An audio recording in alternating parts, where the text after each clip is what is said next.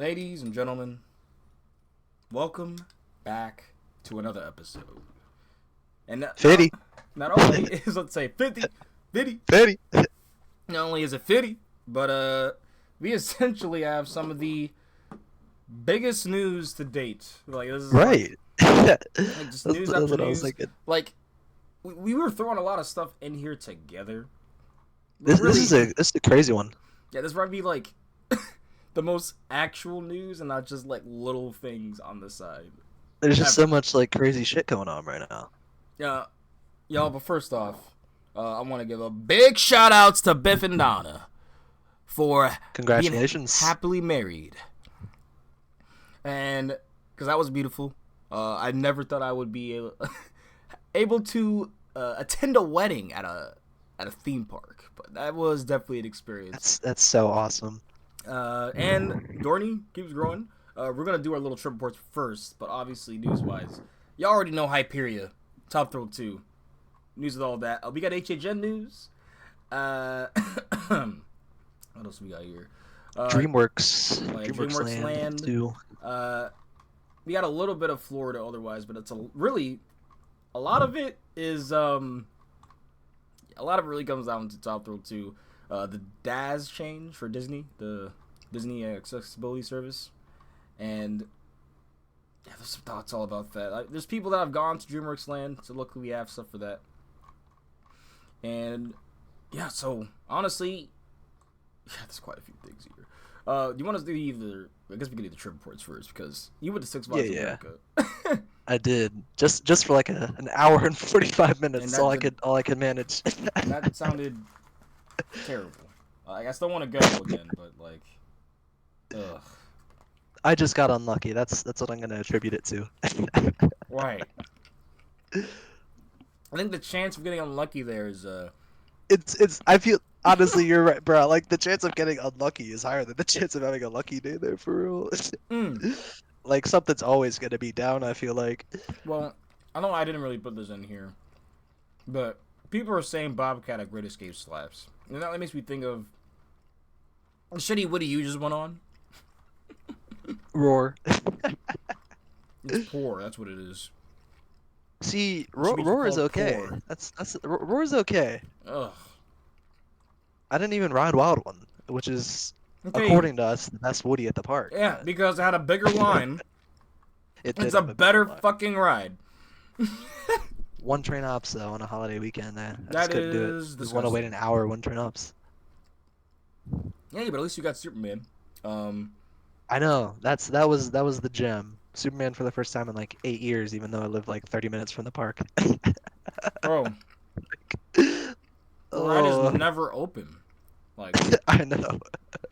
Well, that's the thing. Like, I think the last 2 or 3 visits I went to the park within the last 8 years, it was closed. But yeah, finally got back on Shin Guard Superman. I didn't even realize there were shin guards like that. Which, by the way, I am just slamming down a Popeye chicken sandwich real quick, y'all. Because you're wondering what the fuck is happening. Spicy? No, actually. I had the spicy one earlier. Damn. Okay. Yeah, I just, Alright, I always, That's fair. which, by the way, Bro, that I'm just laughing now because I'm thinking about the fact that we have Popeyes in its own tier. Because like, bro, I was just saying, I the literally fast went food just deals, for the bro. chicken sandwiches. By the way, go ahead and look at that episode because that was episode 48. I'm pretty sure it was very stupid, very fun time. Fast food tier list. Hilarious. We have takes. That's kind of this whole cast though. Is takes. What were we even talking about? Oh yeah, that's Superman. Well, Superman itself. Well, actually, let me just say this was the first coaster I've been on in almost 6 months since Yeah. Velocicoaster actually. We're having, like I So- told y'all, we're having a late summer this year, but we're definitely still, we're still gonna be here. It's a late summer. Yeah. Superman itself was a lot of fun, but like the shin guards, the way those are angled, oh they dig in real bad. And the way they had to place it Real on bad.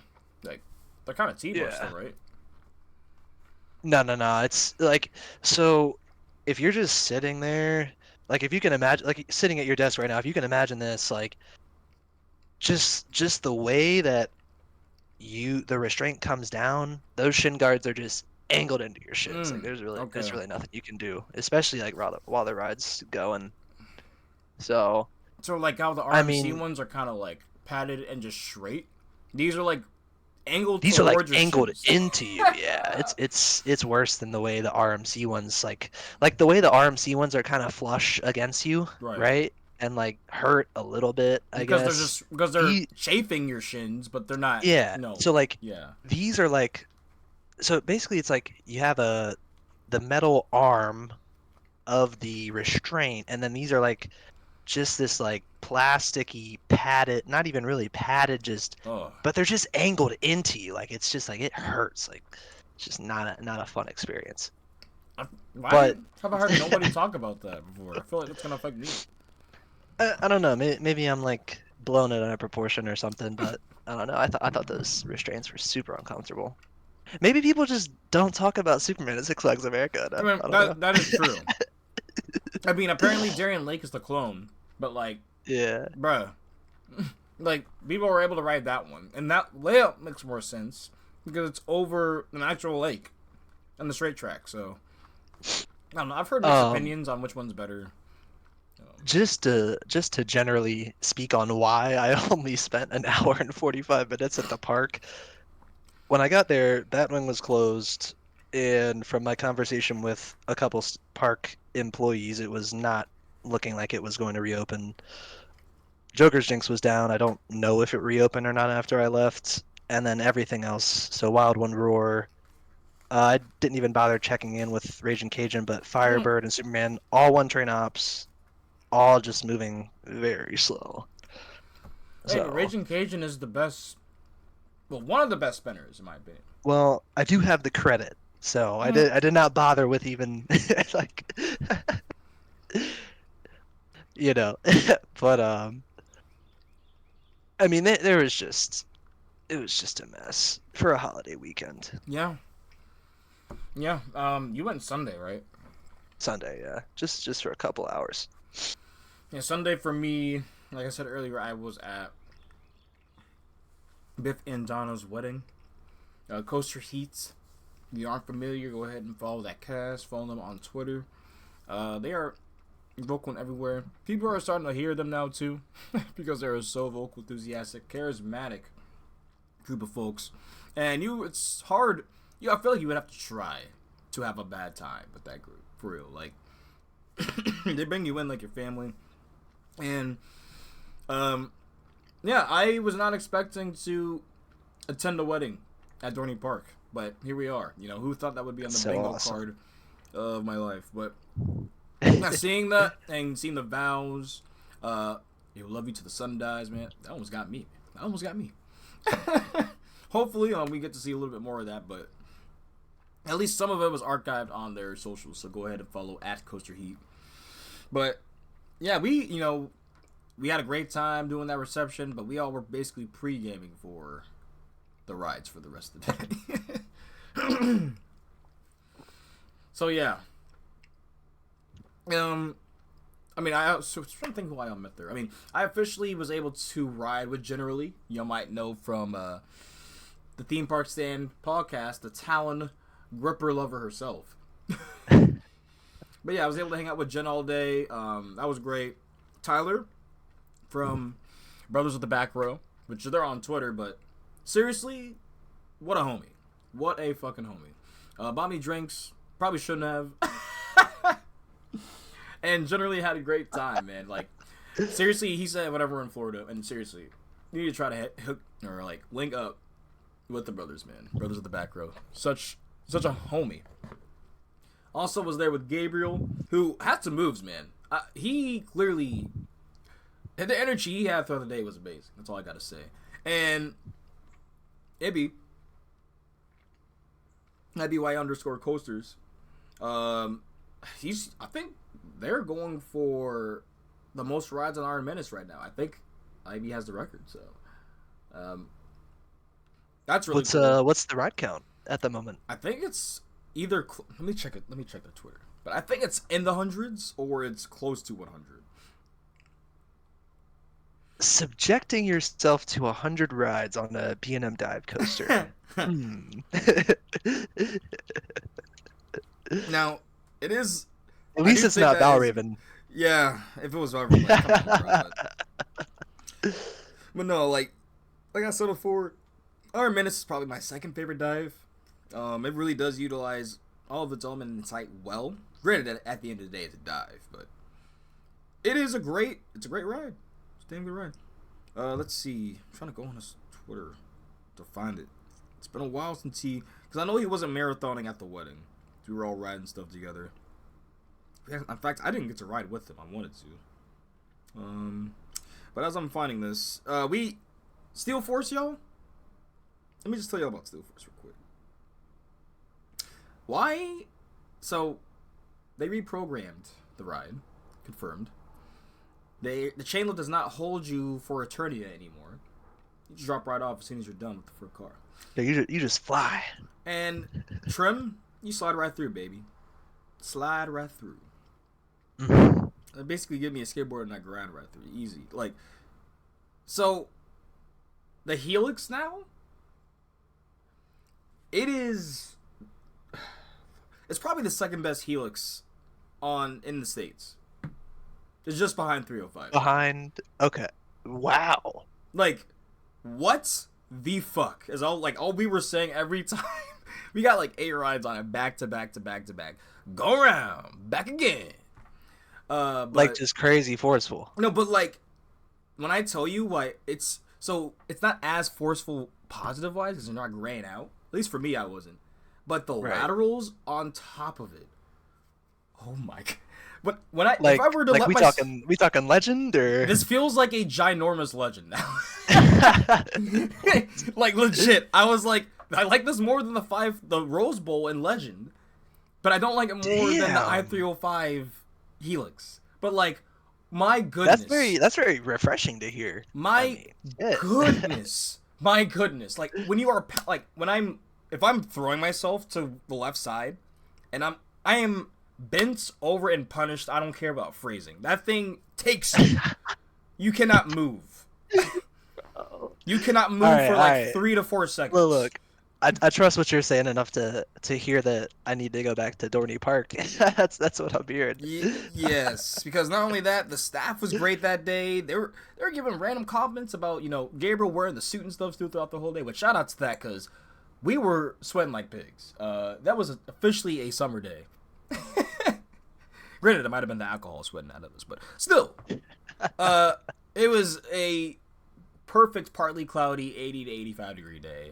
It was like the quintessential park day of just like, yeah, we're gonna be here. The crowds were light. Yeah, so I got on Talon again, and that moved up. Thunderhawk moved up as well. That's definitely a front row ride. But nothing besides Steel Force moved up to where? They moved up like maybe the most 5 places. I feel like. I think Talon maybe moved up like a few more because it was like once you get to the 60 range for me, it's like, yeah, this could be on a good day, bad day, whatever. I am sad though. Hagrid's is out of the top 50 again. Out of the top 50. It's at 51. But we'll see. I do kind of want to go back again. Kind of, maybe like for my birthday again. I don't know. We shall see. But yeah, Thunder Rock was a front row. That was the best ride I had. It was smooth. I had really good pops of airtime, really good laterals. Now, I'm sorry, Mike. That is still definitely not the best wooden coaster in Pennsylvania. Ravine Flyer 2 exists. And that's all I'm going to say. But Thunder Rock was great. Yeah, and I think it's celebrating its 100th year this year. Could be wrong. Thunderhawk best Woody in the state is a take. Yeah. Some people still don't know of these shitposting. Phoenix exists too. Phoenix, Twister. So I'm getting those potentially after Holiwood Nights, which yes, I'll be going to that. I'm trying to see how many. The marathon continues. Apparently, the looming forecast, you might get some trimless rain rides. No. Holy. How bad is the rain? That would be insane. Well, as long as there's no thunder or lightning in the proximity, they'll run it in the rain. So But I heard rain/thunderstorms in the forecast possibly for Saturday. I didn't. Apparently Friday looks clear though. Okay. But Okay. did you get a chance to look at the itinerary yet for the event? I didn't because I was saving A it for chance? the cast. But Gotcha. um, I could not Gotcha. find how many he has. Oh, so Dorney Park, because there's such awesome social media. Shout outs to Ryan. Yeah, by at least 2 weeks ago, he had 100 rides. So 100% he's over 100 now. Probably close to like 150, definitely. Yeah. Because there was a few tweets I saw where he was marathoning, like, in between those 2 weeks. So yeah, for sure.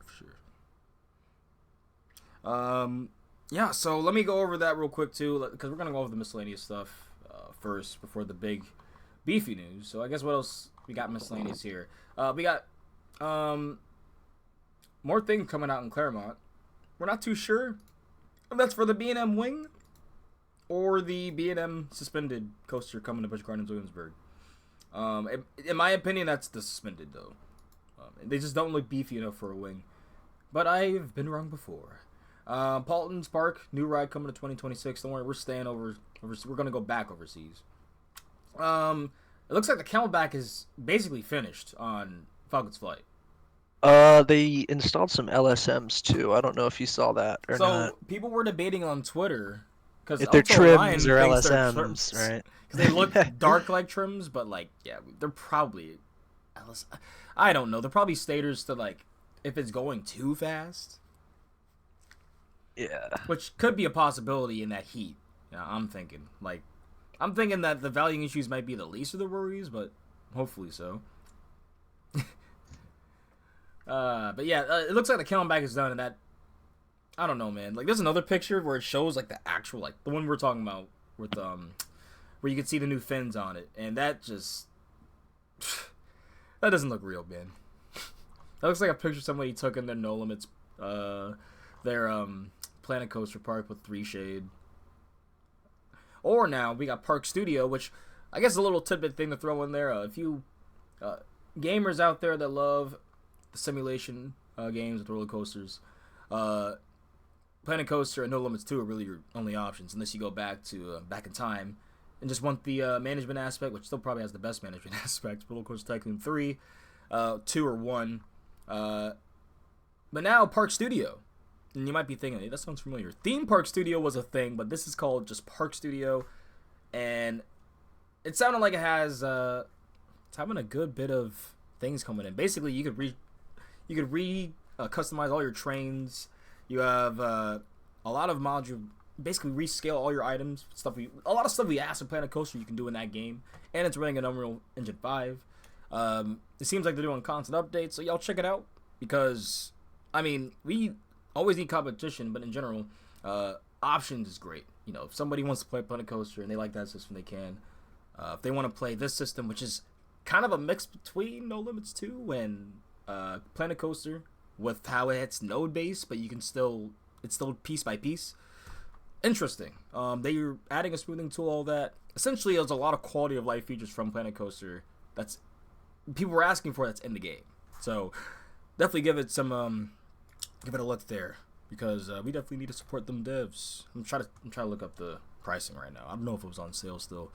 It was for $11.99 at the time. It's funny you say that. It was within the last couple weeks I was seeing something about like how difficult it actually is to be a video game dev and like be successful in that. It is so hard. Like, I remember there was one Twitter thread where a guy was complaining that he's like, I can't publish my game that I'm working on for years. It was like 5+ years, because basically one bug that was found was like when the wired controller, specifically Xbox 360 controller, was unplugged, it would crash the game. And then he says, I had it to where it pauses the game now, but now it's still not being. It's like all those little minute things, because he has to go through probably so many little lines, millions of lines of code, tens of millions, to figure out why it's doing that, and then who knows what bag of worms you opened up after doing that. Yeah. Yeah, people don't realize, game devs, They do not get enough cred, especially because the only ones that really make the fucking money are the suits that just say, "Hey, crunch until you don't have a life." Oh, there's weather in this game, by the way. Oh my god. But yeah, support these guys. It is for it's $15. $15. You have it forever now. And for games like this, for me, $15 is a steal because you will probably play this forever. You know, like, yeah. So I'll definitely give Park Studio a look out. I'm gonna give it a buy after I get my check in a few days. I give it a little look and hopefully a review for you guys when I on the next cast. But which, by the way, I cannot believe this is episode 50. Almost 52. What do you mean almost 52? Well, like 52 signifying 52 weeks in a year. Oh but, yeah. Yeah. I mean, technically we have had more than 50 with all the bonus episodes and all that stuff. Yeah. But 50 main episodes of talking about news every week or so. Who would have thought? It's awesome. Look at us now. Made homies from this shit. Black Coast Society, Buzz Bars, Coaster Heat. Shit, so many people on Instagram. Such a wonderful niche community. For real. The roller coaster enthusiasts. I just have to say, because everyone will be complaining about them. They're like, oh, complain. I'm like, look, for most part, this community is fantastic. And then some of y'all might grow and be like, really? It was like, that's the hope for a lot of other communities. But I'm like, I don't know. I think it's who you surround yourself by. Because, like, there are some genuine homies here. And I am just saying every time, well, I try to listen it now. Well, you never know who you're going to meet in the hobby, like you say, all the time. Yes. So, and that was a prime example of the Doherty Park Day with all 5 of us in Coaster Heat mobbing around. Yeah, I was saying it was great to finally put. It's always great to finally put Twitter profiles or Instagram profiles to an actual human, a figure. Like, oh, you exist. Okay. And it's like, and half the time too, I always told people, all the stuff you would have said on Twitter or Instagram that you've been, oh, this guy sucks, this person's terrible. If you said that in person, it would have had a completely different tone, a completely different message, and nobody would be hating anybody or feeling any type of way. So, and that's literally half the time. Like, that was literally a situation where there were people that were blocked, that were at the wedding together, and we hung out like there was no problem having a great time riding coasters, because that's all that fucking matters, man. we're here to escape from the BS for some adrenaline rush. Yes, yes. And oh my god, ride some coasters. Steel Force Adrenaline Rush, which I didn't even finish with Steel Force, but like the ejector hills at the end. Oh yeah. And you get good jank at the end because you get like the small one into the laterals. Go ride Steel Force, everybody. Top 25, easy. It's actually over Thunderbolt now. Respect. It. American Triple Loop. So there's a lot of talk about American Triple Loop. Yeah. So yeah, we're gonna apparently. Yeah. Well, did you see the thing about? Oh, you can't record this ride. Did you see all that stuff? Apparently that op was wrong or something. I don't know. Yeah, apparently it was miscommunication allegedly, but I don't know. I still thought that was weird when it was initially being talked about, and people were saying, "Oh, why are they telling us not to film this ride? It's a little sus." Like. And I'm sorry, that was my last bite. It's pretty good. But no, I mean the ride is safe. Seems. I mean, for one train ops at least. I was just about to say, if you run one train, yeah. Otherwise, I'm not too sure. But Bobcat, people are saying this thing does not feel like a family ride. And that's good, I guess, but I'm just saying Gravity Group slaps. Gravity Group does slap. Not an official POV, but the rendering of Phoenix Rising. I actually just saw a Phoenix Rising construction update on. I didn't link it, but if you want, let me see if I can find it again. just so you can see the track work that they're doing. Okay. Oh man, that Disneyland security thing was up. It's also another topic. But Flash is done. That's what I mean. There's a lot of overlap here. Surprising. So I wonder if they'll 33 get days. Flash Vertical Velocity open by 4th of July or not. That's the Wasn't it that's supposed to the open question next that I year? have. Wait. Flash at Great Adventure? Yeah. I thought that was supposed to open this summer. Am I tripping? The Flash Vertical Velocity. You're not telling us anything? Yeah. No, where's the opening day? I don't know that they would have a date 2024. announced. I guess. Yeah, I thought it was this year. Because this is one of their inaugural celebration years, isn't it? 50th or something like that. Maybe I Stockholm myself into thinking that, like, deadass, that they were saying 2024 edition, but I'm so used to them waiting so long that they were really making it a 2025. Holy shit. Oh my god. When did they announce this officially? That was like... Hold up. Background.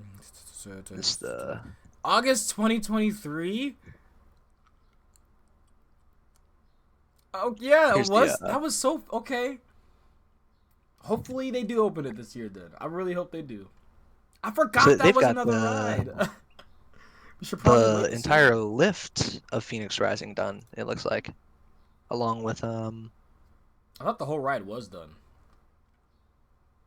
At Phoenix Rising. there's no way that's the whole ride, right? Oh no. They definitely got more to do, for sure.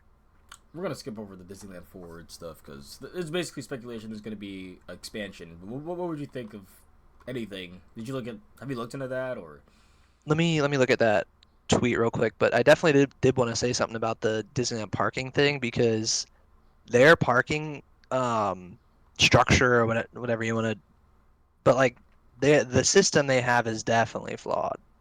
Like they Oh need yeah, to the whole they need to security. revamp Apparently, that. security is bad too. But like, there's one thing I Yeah, want to talk like about too. Is I'm not gonna call anyone on this, but y'all don't record security protocols because like that is literally that is a safety hazard. Like that, because if you record them and upload them, someone can now see without even going in what they can do to get around.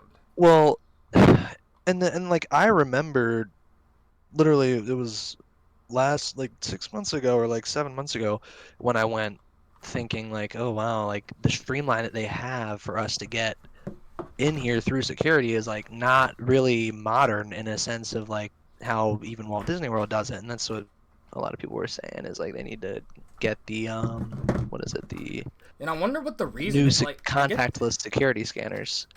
I get they have a lot of celebrities. Granted, they're literally next to LA, but like, you would think they would have the most state of the art security if that were the case. If they were, It's yeah. But like, like basically, it's like you empty your pockets and walk through metal. Like it's yeah. yeah. So I guess we can go over that real quick because before we even go, that there was one thing I was on, and I guess might as well. I'm seeing what you're talking about, the Disneyland Forward thing. There was something else. Now I can't find it. It's very vague, but it's just basically saying like there's going to be expansion. It's just they just used a bunch of big words to basically say yes. City says good for expansion. Like exactly. So I'm just like, all right, guys, keep, great, good to know. Like in the next 10 years, keep you'll do rubbing at least, the like one or two scrote. things. keep stroking the scrote of the Disneyland adults, and they'll just be blue balled for eternity for whatever you add. Jesus Christ. But no, Maleficent is coming back to replace Murphy, which who knows if Murphy will ever come back. Personally, I think Maleficent is supposed to be the replacement, not like an optional when Murphy's not working. So if they're keeping Maleficent forever, that's sad because that's just a complete and utter nerf to Fantasmic as a show. But going back to the Disneyland Disneyland security, and then obviously we just might as well go over the new DAS program, because a lot of people I've seen actually so need many it. people talking about this on Twitter. Yeah, a lot of people that actually need it. Yeah, they're not They can't get able it. to access it anymore. So, but it's in security. So yeah. So let's see, starting off here. Yeah, Disneyland. Basically, it started off, or one of the main things that made me start off looking at this was Attractions 360. They a big a content or a creator and influencer when it comes to anything attractions. Some of the best POVs out there too. So definitely go check them out. But Disneyland needs to get the contactless scanner already. Like at let me share the screen for you, my bad. Contactless scanner like they already have at Walt Disney World, way faster than rummage through everyone's bags. Tokyo Disneyland now has it during our last visit. During our visit last month, even TSA at the airport doesn't look through passengers' bag. But yeah, that's what I'm like. Yeah, so even you were literally saying that's not a modern protocol here. Yeah, it's like it's just gonna take so much longer when that's the process that you're doing, and you can't just quickly streamline people. Yeah, it took 45 minutes to park, and security lines are disgusting. The parking. Oh, yes, yeah, that's what you brought that up. So, and then. And I just specifically remember encountering that. Not that I had to wait 45 minutes to get through with all the parking stuff, but just remember encountering 100% that it was, not a streamlined process because they don't have the modern software and technology. And then They yeah, still do things old school. and then from looking at these tweets coming from Park Journey, which y'all probably know them on the Twitter side, they definitely cover the west coast of the thrill world. And from Ryan L. Morris, where we basically get the reason why this security is even really bad the way that it is at the other parks, other Disney properties, is this for Park Journey. But seriously, Disneyland, whatever concessions you have to make with the quote-unquote security union to improve this process, you need to do it. You pride yourself on guest service. This is not it. Yeah, like, I have never known. I mean, I've seen the opening gate at Magic Kingdom. Like people waiting for that. That's all how I thought how bad it could get, to be honest. But generally, within an hour or so, like you're still. This doesn't even look anything close to that of park being open, unless you're on a really really busy day. But coming from Ryan, unfortunately, it's a union thing. They want to protect jobs of their members, and basically preventing Disneyland from updating their protocols and tools because it would almost certainly require less manpower to manage. That is interesting. I can see that side of it. I guess I didn't know they were unionized. Yeah, and that's why I was like, I Um, was finding this deep dive, because that's why I turned into so many tweets, and like, I found that like, there's some stories that are just that's the story, right? And then sometimes like, we have failed as reporters in this hobby because there is so much meat sometimes that you can really dig in if you really spend just 20-30 minutes really researching it. And I was like, wow, like, well, sometimes I would say 80% of the time, like, it is just like, that's it. Like, this ride's opening. This ride is that. They got this announcement. But I'm just saying, this year, like, this cast, there's so much that, like, we're able to dig into, just dissect.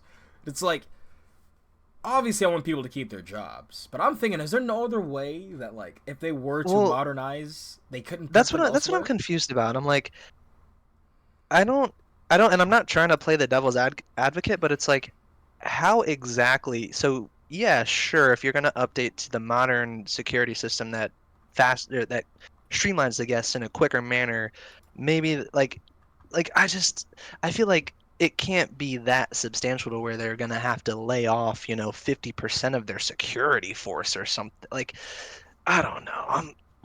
I can't seem to grasp that. Yeah. But it's not like I know all the ins and out of their security, Exactly. staff or whatever. But yeah, but going off of being in the workforce and seeing unions being forward, it really is generally speaking when it is to protect the jobs and when there is no other way to do that job besides human. They're getting rid of it in a unlawful way. Whereas, like, I'm thinking, like, I mean, Or I guess it's like, so if they were to make the what I would say necessary updates to their security processes, how exactly would that affect their security job numbers? Like, would they be forced to cut down? Is that the issue? yeah, that's what I'm saying. Maybe Like, that's something like, I mean, and honestly, really thinking about it, I could see why they're probably scared. Because, I mean, Disney's not afraid to lay off. Not afraid at all. They have some of the biggest layoffs this past year. Maybe not in the park. Maybe not park wise, but there were a lot in parks. In the past 2 years, and then now recently we have a lot in the higher ups with Marvel, animation studios, all that stuff. So screw it. By like in 2 years from now, they'll definitely have an upgraded security process. That's my prediction. I don't know. in 2 years. But by the next 2 years, somehow they'll update these ancient processes. And the thing is that they keep making it more redundant, and I don't know if it's because of people that are recording and they shouldn't be.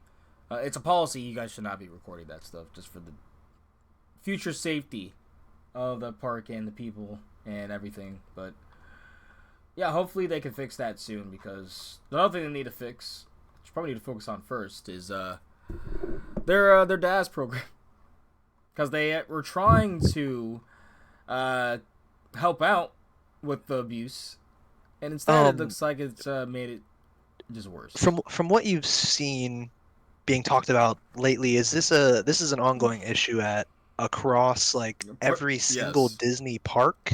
Okay, I'm gonna say globally, or is they were it saying, I think they were Disneyland saying, plus Walt Disney World? I think they were saying the Or are the main like states. where are the main source? So the main source of complaints coming within the United States. I think So so. our parks. So And, Walt Disney World Resort. But New I will Zealand. say, like, I have heard this from basically everywhere besides like the Asian countries, that like I've heard it in Alton Disneyland Towers. Paris It's and worse. stuff too. Like, Oh, like I'm okay. saying, like, park, like, not even just Disney, But like just parks. Yeah. parks, the abuse is there, and it's sad because I know so many people that legit do have hidden disabilities that do need this shit, and people are making, because people abused it and ruined it, and now parks, Disney is a whole other story in my opinion, which I'm about to get to, but now they basically have turned it on its head this way. It has made it so much harder for people that legit need this to enjoy it, and now it's looking like they're gonna point fingers at them, like, oh, you didn't actually have, no, Right. it's their Like being, it seems like or for just me straight it up kind of denying. seems like the real issue is that it came to a point where with DAS in particular, it almost became like, so for people that wanted to cheat the system, it was almost like social engineering the cast member to get the DAS basically. But now, so people were like social engineering and like basically lying, but people that have legitimate issues can't go have a conversation with a cast member and acquire a DAS anymore. That's kind of what I'm seeing here. So it's like now you have to like go through like online portals or whatever it may be to like confirm X, Y, and Z and get like confirmation. Like it's just the process sucks now. Yeah, and you Seems have like. most people like it's that were able to get it before, and who knows, right? Like, I'm gonna go off of the people that I know, that legit were not lying. Yeah. But like, yeah, like a lot of them were not able to basically. They're almost saying like, hey, look, and that's why I'm gonna get to the. It gets kind of bad because it's like, okay, Because I'm even thinking about with the Universal Attractions Assistance Pass. yeah, Um, just the way that it's transitioned from being able to go have a conversation with, a staff member and get what you need, but now that's not something that's possible anymore because the art of social engineering and people getting it when not needing it. I swear there was. I don't know if they changed the wording, but Basically, this is from officially their website. I'm reading on my phone, but like accommodating guests with disabilities, Disney's parks have an unwavering commitment to providing a welcoming, inclusive environment and accessible experience for guests. DAS is one of the programs offered to accommodate guests who, due to developmental disability like autism, are unable to wait. I actually look at the thing here, but to know about DAS. DAS is intended to accommodate only those guests who, due to developmental disability or similar disability. This doesn't provide immediate access. Yeah, let me look at the FAQ, because I swear the FAQ was where it was like... Like, basically, there was one line I thought I saw where it was like, yeah, just practice waiting in line before you go to the park. And I was like, what? So they might have changed the wording on that. Hopefully, because... I remember reading threads of people talking about their experience now with walking up to a cast member and Right. trying to have a conversation to acquire a DAS, and it just being And they... so difficult compared to, what it was. I mean, they had And to... people that used to be able to acquire it no longer being able to. Like, it's just stupid. Like, you're telling someone, hey, you don't look like you have anxiety or a panic disorder. Go ahead and have a panic attack for me right now. Like, what? Like, that's just not... That's not right, man. Like, they should... I still think the the whatever is used now at Six Flags and Universal works the best. Because sure, you got to go through another loop, but once you're in it, you're in it. Yeah. Like, and then like you once you get that confirmation, you're good to like go across parks chain wide. Yep. To and not have any issues picking them up. I always say too, I'm like, if you have nothing to hide, like, just go to the doctor, get the note, put IBCs, and then like they when you go there to the park, they don't look at, they just see, okay, they have this, and this is what we qualify for if you have IBC. Then they give you what they don't even see what you have it for, right? It's like, yeah. Now it's still strictly between you and the doctor. Now people be like, oh, I don't want IBCs or whatever the fucking to have it. I get that. That's a whole nother thing, but if you can get past that in general, then you should be good, I feel like. Because like I said, so many parks are adapted to that, so once you're in that network, you're in. There's nothing to worry about before. And there's even times now, like, they'll basically give you once, like, you could go to the, like, I used to Universal and be like, hey, you didn't do this before, we'll give you a temporary one, but next time you should probably get it. And, yeah. Yeah. It's a mess. It's just a whole mess, honestly. Because it seems like a lose-lose where no matter what's gonna happen, there's just gonna be issues. So on one side of the coin or the other. Yeah, they definitely changed the wording on this page because it's just unfortunate because nobody deserves to be caught in the crossfire. Yep. So I was saying it. And this thing, people ruin a good thing. People had going for it. I'm checking 305 like a hawk now because I'm like, why? Why? Why? Should we cover that Dippin' Dots rumor?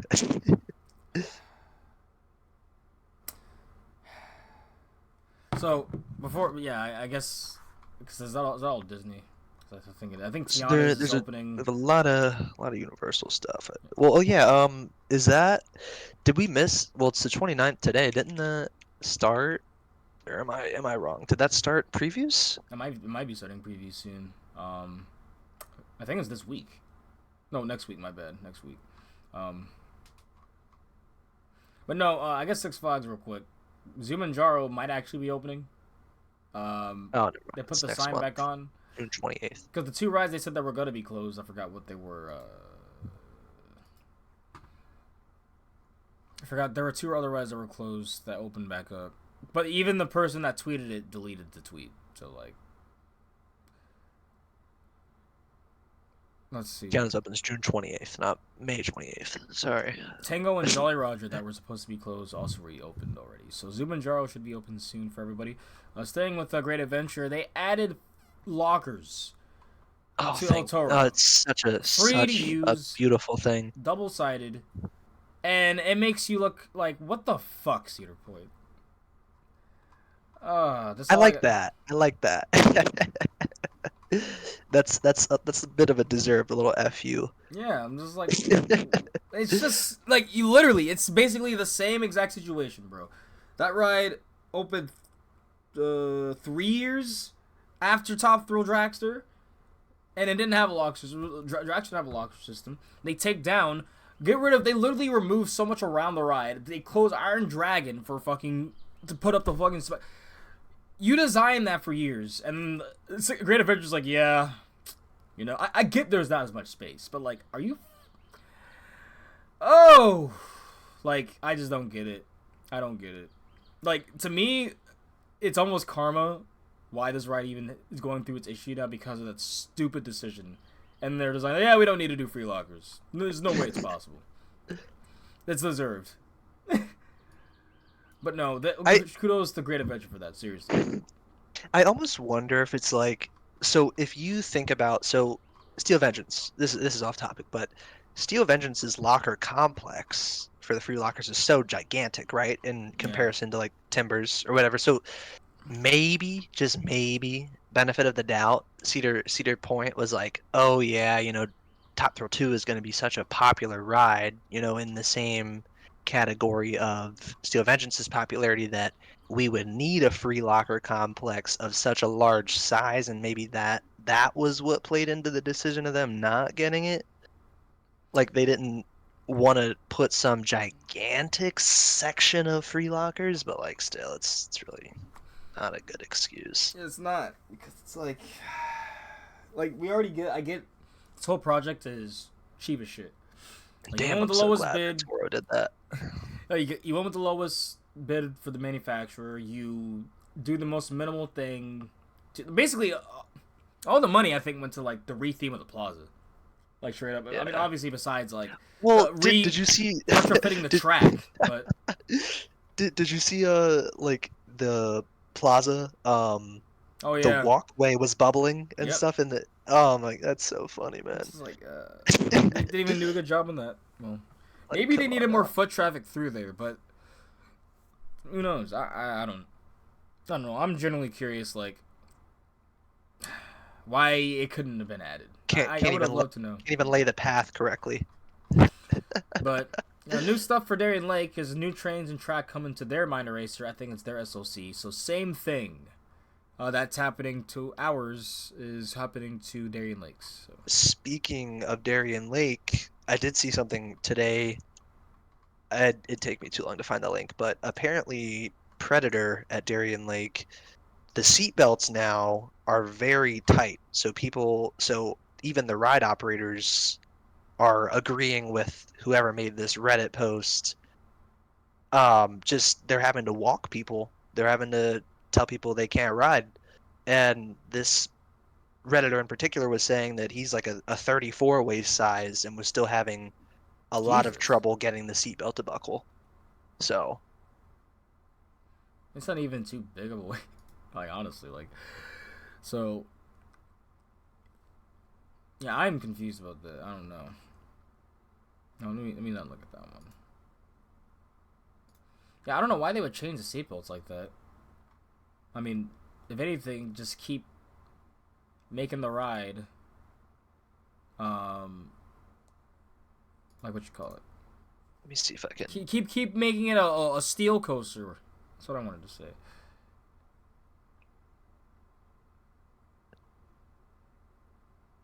Said Predator's train, new seatbelts, new color, but they're much shorter than the previous ones. Cannot emphasize this enough. If you have a waistline greater than 34 inches, you will likely get kicked off the ride due to your seatbelt not connecting anymore. That's pretty crazy. Ah, And the Redditor even says, I made offhand comments about the new seatbelt being really short, and all of the ride operators agreed and said they had to constantly kick people off due to this decision. So that's interesting. I don't know why they did that. Just why? Eh, man, whatever, man. The ride's probably shit. I think it's not even a Woody anymore. I don't care. But Six Flags, you need to chill with these surcharges though. Like, they boosted it from 99 cents to $1.30, and I'm afraid we might see this come to like King's Dominion as the Cedar Fair parks next year after the merge and all that stuff happens because of like how it's happened. But who knows? Like, basically, altogether, you're paying almost $8 for a water bottle. Which is insane. It's I need water. Like it should not be, bro. That's so not good. It's really expensive. And like, if you think about it, like it's so expensive just to get like a 16-ounce water bottle at a park. Like that, it's nuts. And generally it's like 5, and that's already robbery. But like $8, like parks. Come on. Are you saying a lot of your money is coming from concessions and food, like movie theaters? So if that's the case, then like you should change pricing elsewhere. Like you're fucking parking. But no, Oh my God. I couldn't help but laugh pulling into Six Flags America and seeing the parking was $40, bro. Like what? Disgusting, disgusting. Parking lot was packed too. Speaking of Crazy. which, I think it's $58 on specific days for general. Oh, let me fact check that before I say 58, at Busch Gardens, Tampa. bro. Well, did you see the new Busch Gardens Tampa sign? Sorry, it's $32, 58 changing for preferred. What did you say though? Sorry. Did you see the new sign at Busch Gardens Tampa? Yeah, United Parks and Resorts. Cheap. They're Took out the Arc entrance, man. to me they're like, they're just some fucking. There's some chicks, bro. I don't care. There's just some baby birds. Just cheap. That's all I hear. Cheap. Um, Cheap.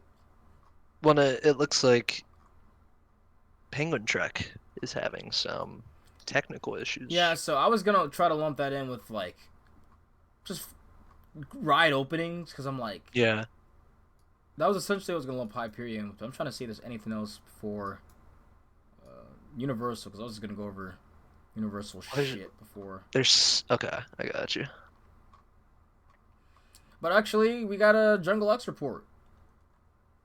So, shout outs to KD Fanatics. Briefly met them at Doherty Park for Media Day about a month and a half ago, but they do all the deep diving and essentially the scoops on what's going on when we're at the park. I'm looking at the video Clint Novak updated or posted for his May 27th update on the King's Dominion Project 2025. While we're talking about this, So what was on that one? I'm looking at the video right now. But basically, from KD Fanatics, it shows they have started panning and hinting towards what it could be for the new ride. That's the fencing and everything. So that's cool. What's his video about though? So they've dropped a lot of fencing, footers everywhere. They're working on the landscaping. It's looking good. The area is looking good by Tambili.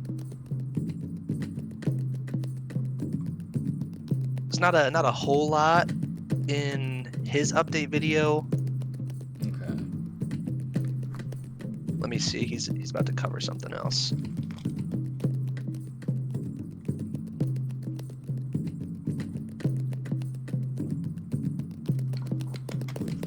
Guys, water is amazing. Just so you know. But I digress.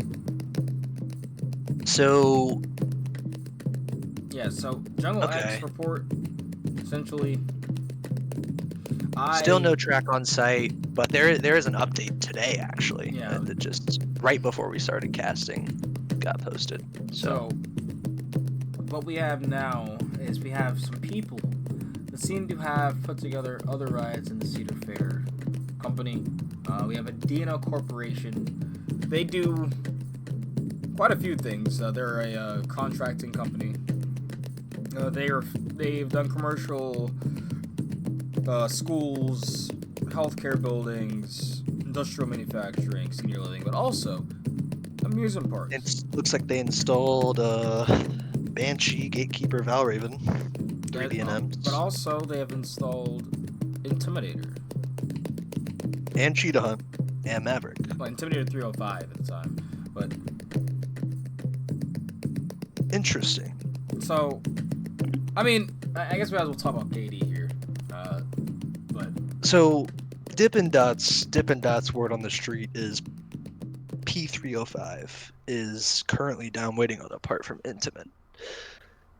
So that this is the interesting thing because it's like Adina Corp, you have this, trailer that shows up. Now, does that have anything at all to do with they previously installed i305 and i305's down. Maybe it has nothing to do with that. Maybe it's just, new Project 2025 coaster. But it's like, is there a correlation there? Does it have something to do with i305? That would be interesting. I'm just like, fuck! Because what I get mad about, I almost want, I wonder how much money it would cost. I just want, I don't want the Dippin' Dots rumor to be true because Yeah. it's like, then you're waiting on a part from Intimate, and that's like, that could take a while. I'm just like, okay, please. Trying to put into words here. Essentially, if I were to own, this is gonna be shitpost as fuck. If I were to own a park, I'm like, okay, I'm getting a replica or a second piece for every single thing on this fucking ride.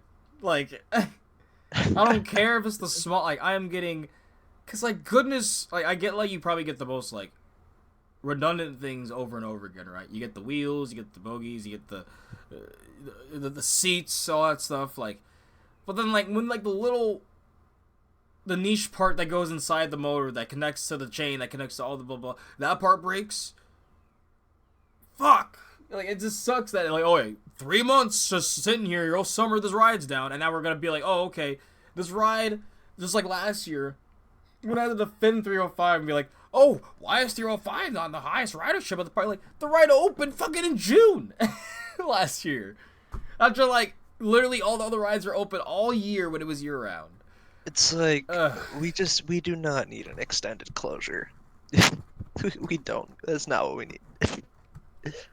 Please. Well, okay, doesn't James work that area? So, in theory, we can get an alleged... We can tell you yes or no, hopefully sooner than later. That's what we're hoping to tell you. If it's going to be long or it's going to be short. But we don't know. Yeah.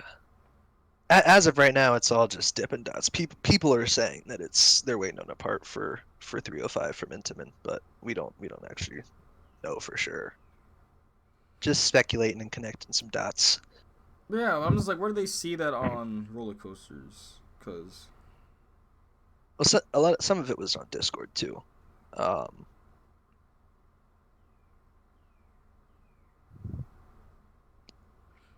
I'm just like, I don't know the buzz bar is funded out. Now the thing is, but what's funny? I think it's funny because it's just like you see this trailer pull up and it's like we're already anticipating that we're allegedly supposed to get track on site for this new 2025 coaster, but it's like this company also worked on 305, and then I'm just like, wonder if it has anything to do with that. I It's mean, fun. I'm not gonna lie, the people on site, is that a King's Dominion? Are those King's Dominion people? It's hard to tell. I think they are. But basically, there's two ops I know that if I were there right now, I'd probably be able to see. Is this gonna be long or short? Like, I see in the picture. Like, I know them. Like, Brian is my boy. Shout out to Brian, the ride up at a 305. He's an awesome guy. But yeah, like I could, because he says that was 5 hours ago. He tweeted, I'm like, bro, I probably would have gone there and talked to Brian just for a bit to see if he knows anything. But to be honest, why would they have the two ops out for the ride? Like, if it was closed, like they don't have ops sitting off for Top Thrill 2. They don't have ops sitting off for Ride Period right now. I guess so. I would kind of attribute that to staffing. Like, I feel like, especially with Top Thrill 2, they knew like they needed to fix stuff. So they were like, yeah, we want our whole crew to just be working other rides because we actually need the staffing at our busy ass park. Maybe Katie's just like, yeah, a couple of y'all can just stand out there until people it's closed. I don't know. Yeah, but they have a sign. At least says the ride is like, they have the sign all the way up in front of the old, Yeah. archway where it had the 305 logo. I don't know. I remember seeing that and just being like, they had people in front of there where it said the ride is closed, but not like behind it. So maybe it's the same thing. All I know is there's quite a few. It looks like almost mechanics he's talking to in the Reddit picture that Brian is talking to. You know what I'm talking about? That. So if you look at the first Reddit post right now, it's only the 305 picture. Yeah, I literally have one person says, I feel for you. I take regret at how often this guy is running without any real line. You're really unlucky. Yep. Apparently, so it was closed yesterday too. Yeah, I looked yesterday, and that's when KD Fanatics said it was staffing. I'm trying to see if within like the last hour anyone is saying anything on that Reddit post of substance, but it doesn't look like anyone really has any news on there either. So I think Brian told them they don't know what's wrong with it.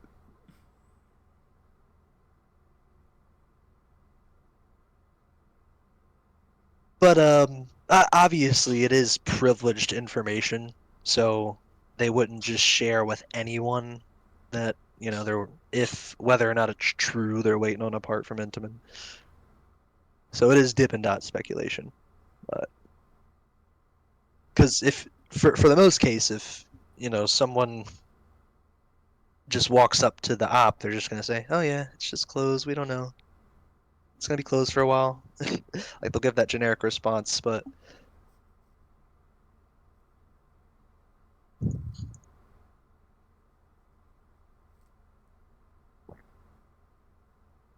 hopefully some new light comes regarding what is really going on with P305. Cause it's like, when it's running, it's cool. It runs, but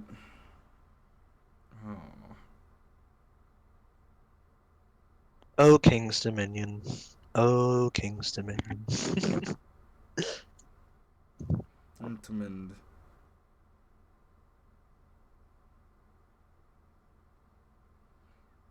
Yeah. Yeah, I wish people do. I don't know what the hell is wrong with it. I'm assuming waiting on a part. No. Hopefully it doesn't take long, basically, because I love that. We stand 305 on this cast, so yeah. Especially because it's about to be June. If it was like last year and it took like 2 months, no, it's gonna be like August before we get on it.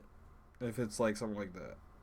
I really hope not, because the way that thing runs during the summer is cook. This shit's so good.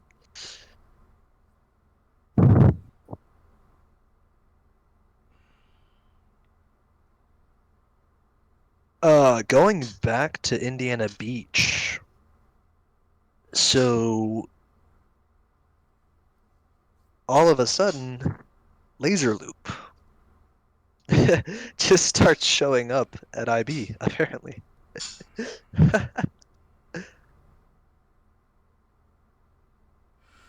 So, laser loop. What is that exactly? Is that another Schwarzkopf? So it's a 40-year-old Schwarzkopf shuttle loop. So why are they trying to That get? I don't know if I'm gonna go to this park. I'm sorry, y'all. I'm a little. I don't even understand why this is being sent to IB because it never got constructed at Niagara Amusement Park. And I don't understand. Huh. Uh, yeah, I Interesting. Indiana Beach is a strange entity right now, and I don't know. It is a very strange entity. I feel like I need a few more years of people to be okay riding their weird operating rides, and maybe I'll get on. Maybe I'll get Send all the test dummies through, and then I'll Yeah, make because I'm my way like, over to the park. well, some people are like, I'm sorry, like, this is too sketch of a place for me. Like, uh, yeah, bro, I'm just sad. I hate seeing this ride is closed and 305. I'm mad now. I'm fucking mad. But no, apparently, Six Flags America is removing something. I forgot to cover that. They're moving more rides after this whole new area and dinosaurs and allegedly 15 million over their budget for this whole Steamtown area. It's so funny. That is so funny to me. I forgot we didn't mention that when we were talking about Yeah, Six Flags America. definitely need to cover that soon. Yeah. But no, that's so funny. Like, Apparently the Beast is down I'm too. just like, what? I heard Beast reopened. Um, did it? But Someone who no, was I'm there. just like, I'm kind of memeing at them adding a bunch of dinosaur animatronics into Steamtown. Like, I don't know, and then somehow going so far over budget. And like, do dinosaurs really belong in Steamtown? Like, I don't get it, man. Like, where does the theming overlap? Like, what?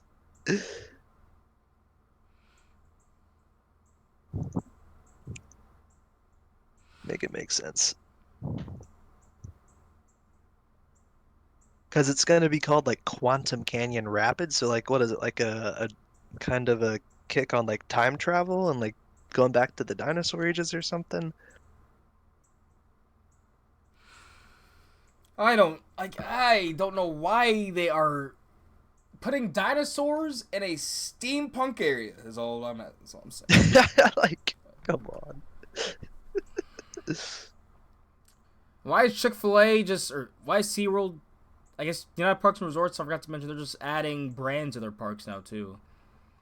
They're getting rid of like Wasn't it Rita's yeah too? they're adding they finished the Ritas in Busch Gardens, Williamsburg, but Tampa they are literally looking for positions for Chick-fil-A, back of house and front of house team members. That's SeaWorld Orlando. Well, on the shitpost contrary, we got some cookouts coming to Tampa. Yes, and Cookout's very they're very anal. I know it's wrong, probably the wrong word for this cast, but seriously, they're very anal when it comes to their franchisees and who they pick. So Yeah. yeah, So that's very awesome to see. yeah. So hopefully that it's gonna be great there. I'm saying Gwazi and Cookout's gonna slap, and Oh yeah. I need to get back on Gwazi when it's riding like enough one car again, cause that's my baby. And so I'm trying to think. Basically, it's a lot of the miscellaneous. Oh, there's one more miscellaneous here. Kind of gets the segue onto everything we've been doing elsewhere, but just say that It's Been Raft is down to Bellawar, just like a lot of other rides. Amazonia. But DreamWorks Land and Universal. So Universal is hyping up a lot of things. They're busy as always, but it seems like they're adding a preview center with a whole big diorama, like 3D model, showcasing the whole park. Super Epic Universe. exciting. So they're gonna be. They just. I think it's the 25th anniversary of Islands of Adventure, at least yesterday. I don't know why the park doesn't do anything for that. They easily could have Huh. got some Yeah, I did not know people and that. money and events for that. But I digress. Maybe they're just too busy because they are expanding like a motherfucker right now. But yeah, they opened up DreamWorks Land. Well, at least preview wise, it's been opened up, and there's been mixed reviews. Um, some people think, in general, they think it's a good land. They mostly it's better, but generally not uh, great quality. I'm gonna go. Really? I'm gonna look at Austin's. Look at Austin. He put up a. I hadn't dived into all the reviews, so I hadn't seen people saying it was kind of lower quality. Speaking of Austin, he recently just got on Zambizi Zinger yesterday, and he thinks they are the worst trains on a wooden coaster. I heard it almost didn't open for them. I heard they've been having a lot of potential missed credits on the trip that they're on right now. Just a lot of I'm weird just, downtime and wind and stuff like that. I'm just like, it's basically gonna lead up to what I'm saying, but like, do we need to like? I don't want to fearmonger or anything, but like, what's with park roller coaster openings right now? That's all I'm saying. They are. Wait, what the heck? Why can't I find Austin's review on this? Okay, I just overlooked it. My bad. So, look inside of it. We're gonna go over this first, but basically, there's Shrek. There's a bunch of things here. Like either Shrek's whole like swamp. You can go through. I don't know if you can go inside the house, but at least stand in front of Shrek's house. Meet Fiona, Shrek. They brought Donkey back technically, so I'm hoping that if they don't have all the actors, they have at least one for Donkey in the house, because I think it's basically the same thing as the Donkey improvisation. Hopefully, um, yeah, E.T. has a new sign that does not look great. I'm not gonna lie. Um, what else here? Oh yeah, basically this is all. I think the Shrek area looks great. Um, Roller coaster, all right, Yeah. So Poe has a whole land for How to Train a Dragon. Kung Fu Panda. Jesus Christ. Poe's Kung Fu training camp. For I think it's like I don't think any of the water was really on when people were at the preview, but it looks cool. They have a place to do there. I think there's also a Kung Fu Panda show which has potential for extreme meme potential. Like you know how Yeah, like malfunctions already. exactly, but like Crushes, like I've read the Crush one where you talk to Crush and like there's an improvised guy there.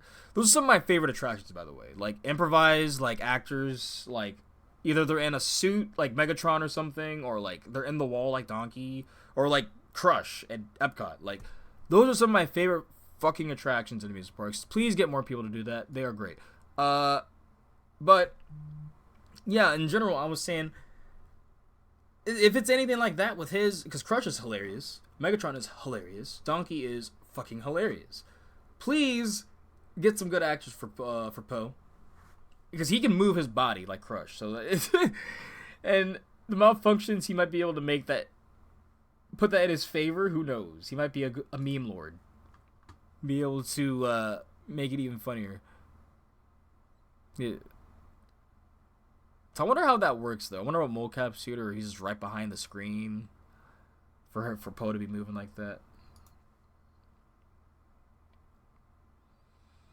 But yeah, generally there seems like a lot of interactivity, but not enough. At least from what I'm seeing from the outside. I just looked at that Nafiana Force POV. Oh, you okay? Yeah, you finally looked at that. Yeah, that ride. Yeah, let's talk about that real quick because basically, they added a whole bunch of Dreamers Ring. Austin's gonna cover it better than what we're doing now. But yeah, Sorry, let's sorry talk about that real to quick. No. I sorry wanted to to talk change about the that. subject, but I wanted to talk about wow. that for a while. That ride, nobody is talking about that shit. Where is it open? So this It's in Ireland. yeah, it's this Emerald Park. We talked about this briefly, like so many casts ago, season 1. But Emerald Park opening actually they used to be Tato Land or Tato Park, I think, and now they're Emerald Park now. I think. That actually looks pretty good. I'm not gonna lie. Oh, they have that gravity. They have a gravity group. Okay, okay. Yeah, this used to be Tato Park. Now I remember. This used to be Tato Park, yeah. So Yeah. now they're Emerald Park. It seems like they're doing a lot more with that. But they opened up a new land with 2 Vacomos called Tirnanog. Excuse me if I got it wrong. But they opened up obviously a Vacoma shuttle, family shuttle. But luckily they opened up one of the few Vacoma suspended thrill coasters. And I'm going to look at the POV now because, oh my god, I loved it when I looked at it. So, yeah, this POV looks like it slaps really hard. I don't even think it looks that tall. It looks like, honestly, maybe just... It's like 100. Is what it was saying. Yeah, it goes up to 100. It looks shorter than that, honestly. It looks barely taller than Dragonflyer, but I guess I could see it there. Oh, you swoop down, get positives. The thing is, like, what's crazy about these is, you get, like, random airtime moments on a fucking... on an It starts really whipping. You'll see. Yeah, at the end, it's crazy. Yeah.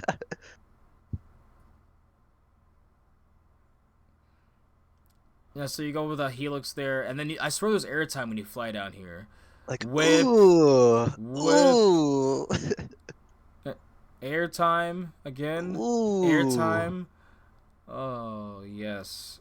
And then this last part. Ooh, like that's probably like pretty good. I'm not gonna lie. Now hopefully this can run 2 trains. That's all I'll say. B Nafiana. I don't know what that means. Unfortunately. Maybe I should. That looks like it's whipping you for sure.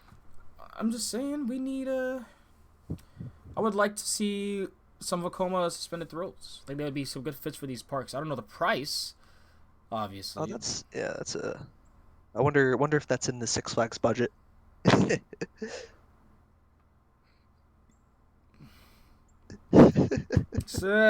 Maybe. I mean, it costs $7 million for what? Good Gravy. Just the coaster. Good Gravy was $7 million. And then like I think $10 million or more for everything else around it. Like 10 mil total or like 17? Like 10 mil total. Okay. Like all the big theming and like the station and all that, the music. Yeah, that added. Oh yeah, quickly I forgot about this. Disneyland Paris got sued apparently. Oh. Yeah, apparently was fined for not paying its bills on time. What a tremendous waste of resources. Yeah, I agree. Just pay your bills so you don't have to pay more bills. 1.4 million. That's a whole refurb.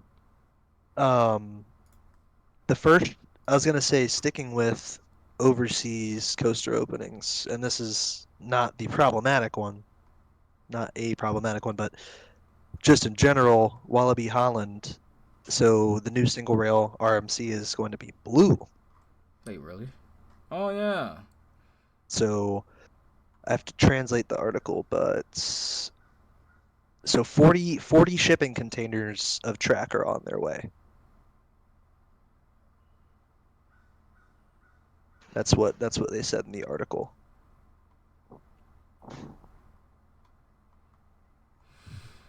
Man, I think it's going to be cool. I think it's going to be awesome. Because I think it's one side is a family version, like family ride, and the other is a thrill. So that's awesome in itself. Yeah. But I guess before we go too far down the rabbit hole, let's stick to stick to Universal. So Austin, yeah, he said real quick, Dreamworks land at Universal. I've heard mixed things, for the most part, but yeah, I'll be right back. We are back officially. But yeah, Hyperia definitely had a line like that. It was like 7 hours, 6 hours 40 minutes. They were giving beer and food throughout the line. But before we even get to that, literally, Austin. So, hear what I was saying when I was muted. I think the DreamWorks land might be like the shittier version of the How to Train Your Dragon land that's coming to Epic Universe. It's like trying to think of words there, how to put it.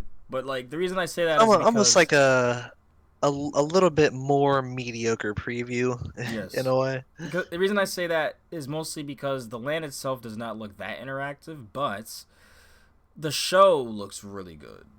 Um, I don't know if you saw the show. It basically is a whole bunch of a celebration of the DreamWorks characters. Shrek is in it, Donkey's in it. I think it revolves around like Yeah. Poe and like How to Train Your Dragon. Like a lot of the characters are in it. People were saying they think it might have been better with just it being Shrek, to be honest. But let's go over what Austin said from Amusement Insider. So, actually, let me do this first.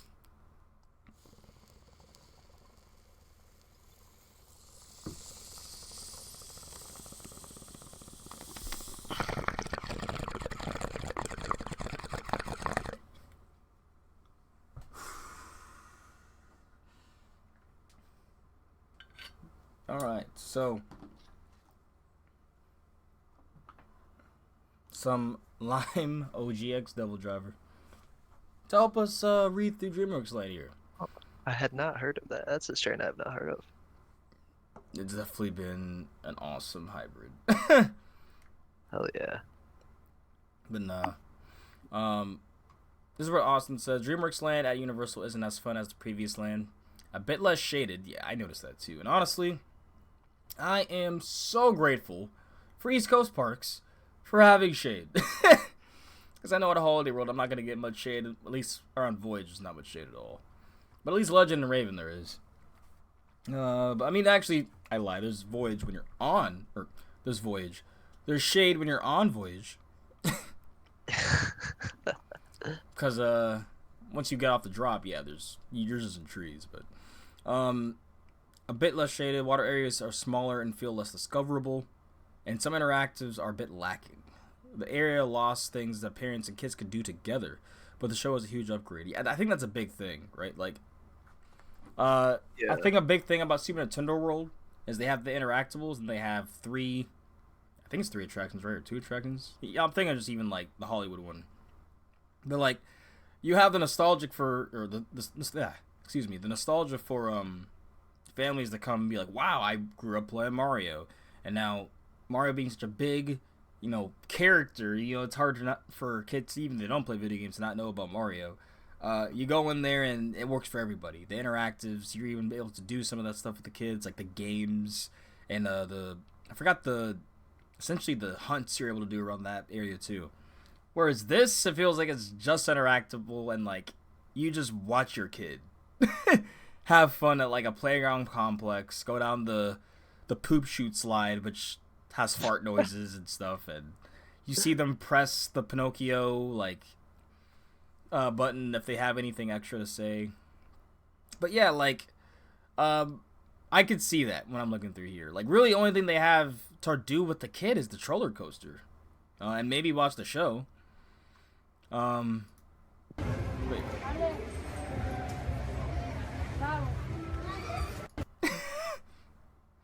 That was just funny. The really high pitched fart at the end of that was wow.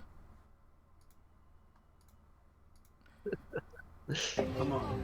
All right, so what does Pinocchio say here? Come now. Excuse me!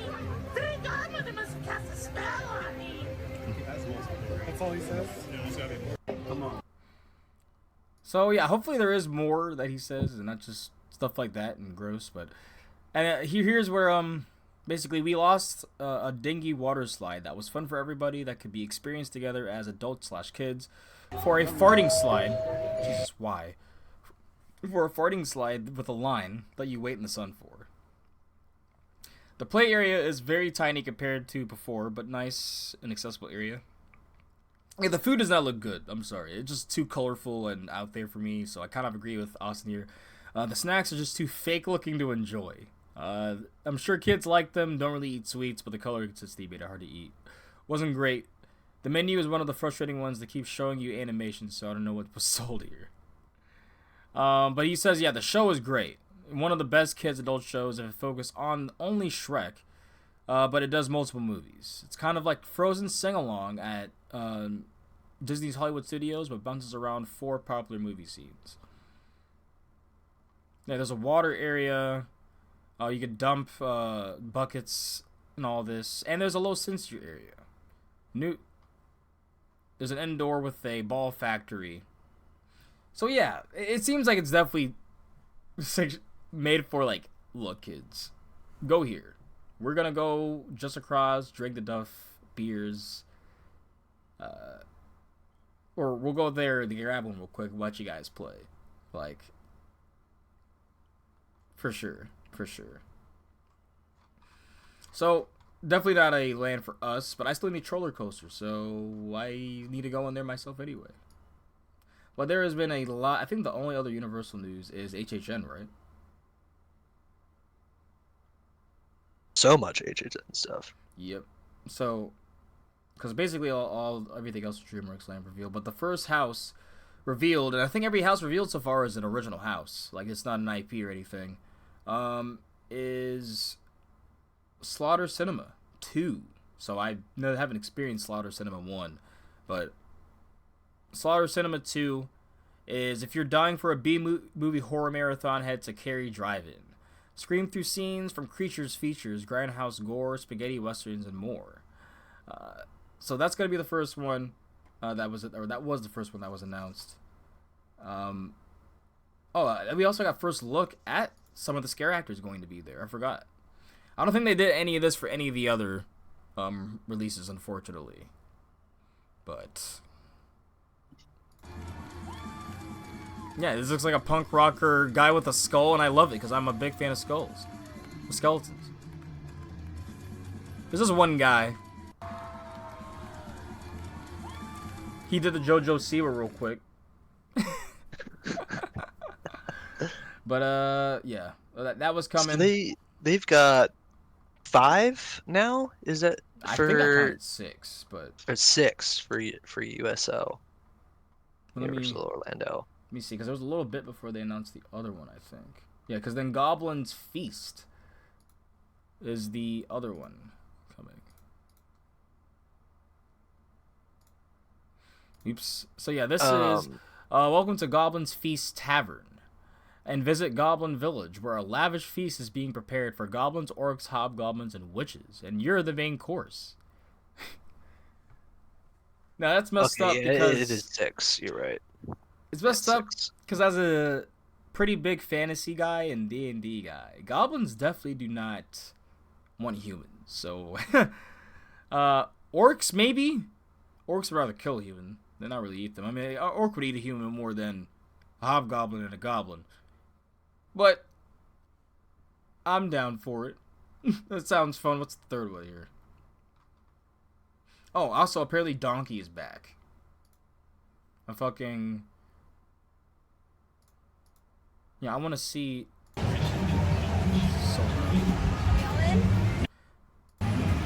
So we can't hear him talk, but it's definitely a new and revitalized Donkey. So, if I can talk to Donkey, then I will probably be at Dreamworks Land every single trip. Sorry. I'm sorry, kids. I met that Shrek, by the way, and he just... I don't think he talks. The most he does is, like, snort at you. At least he did to Alex. It was really funny. Yeah, what was the other one? Candy Factory. Major Sweets Candy Factory here. So you were invited to chaperone a field trip to a candy factory. The deadly delicious treats turn the kids into sugar-filled fiends. And this one, hopefully the dude is cool in it, because it seems like we'll have a main guy here. Hopefully Major Sweets is the dude. Yeah, so what was the fourth one, though? We had a whole lot of Hyperia after that. Ooh, this one, actually. I think I might be most excited for original. Haunted house announcement. Monstrous the Monsters of Latin America. With La Muerta as your guide. Excuse me.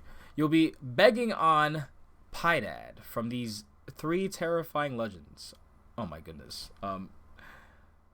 I don't know if I can say that, but Talal Huel Pucci, La Chuza, and El Silban. I don't know. Regardless, the fact they're bringing that is cool. I think it's. I'm excited to see what kind of. Really feel like I'm in hopefully in Latin America at be fucking sick. Triplets of Terror. This one seems odd. Might be the weirdest one. I'm not gonna lie. Oops, clicked on the wrong thing. They celebrate by recreating their family's murders. Prepare for a gory gathering. Interesting.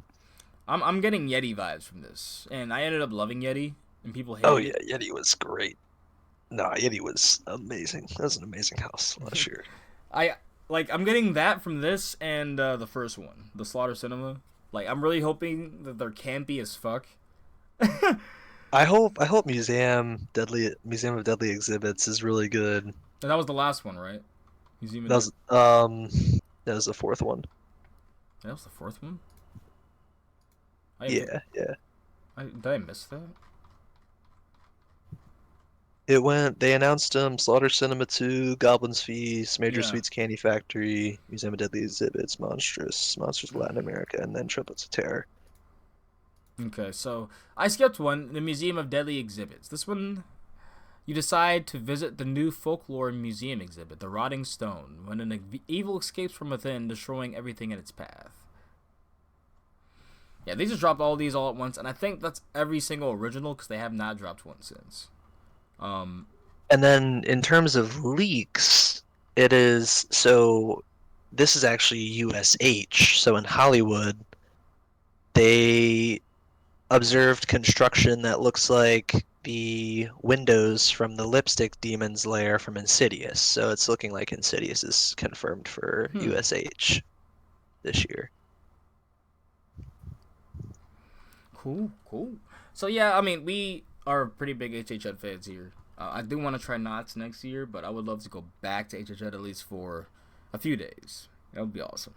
But, yeah, I am down to see what is new here. I would love to see Yeti come back. Because having the Yeti come in, no, what was the bear?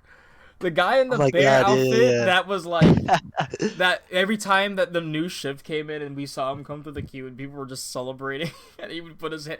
That is the type of shit I love. Like, HHN was definitely not what I expected, but it's still such a great. Dude, I literally saw some people like saying the HHN fans are crazy.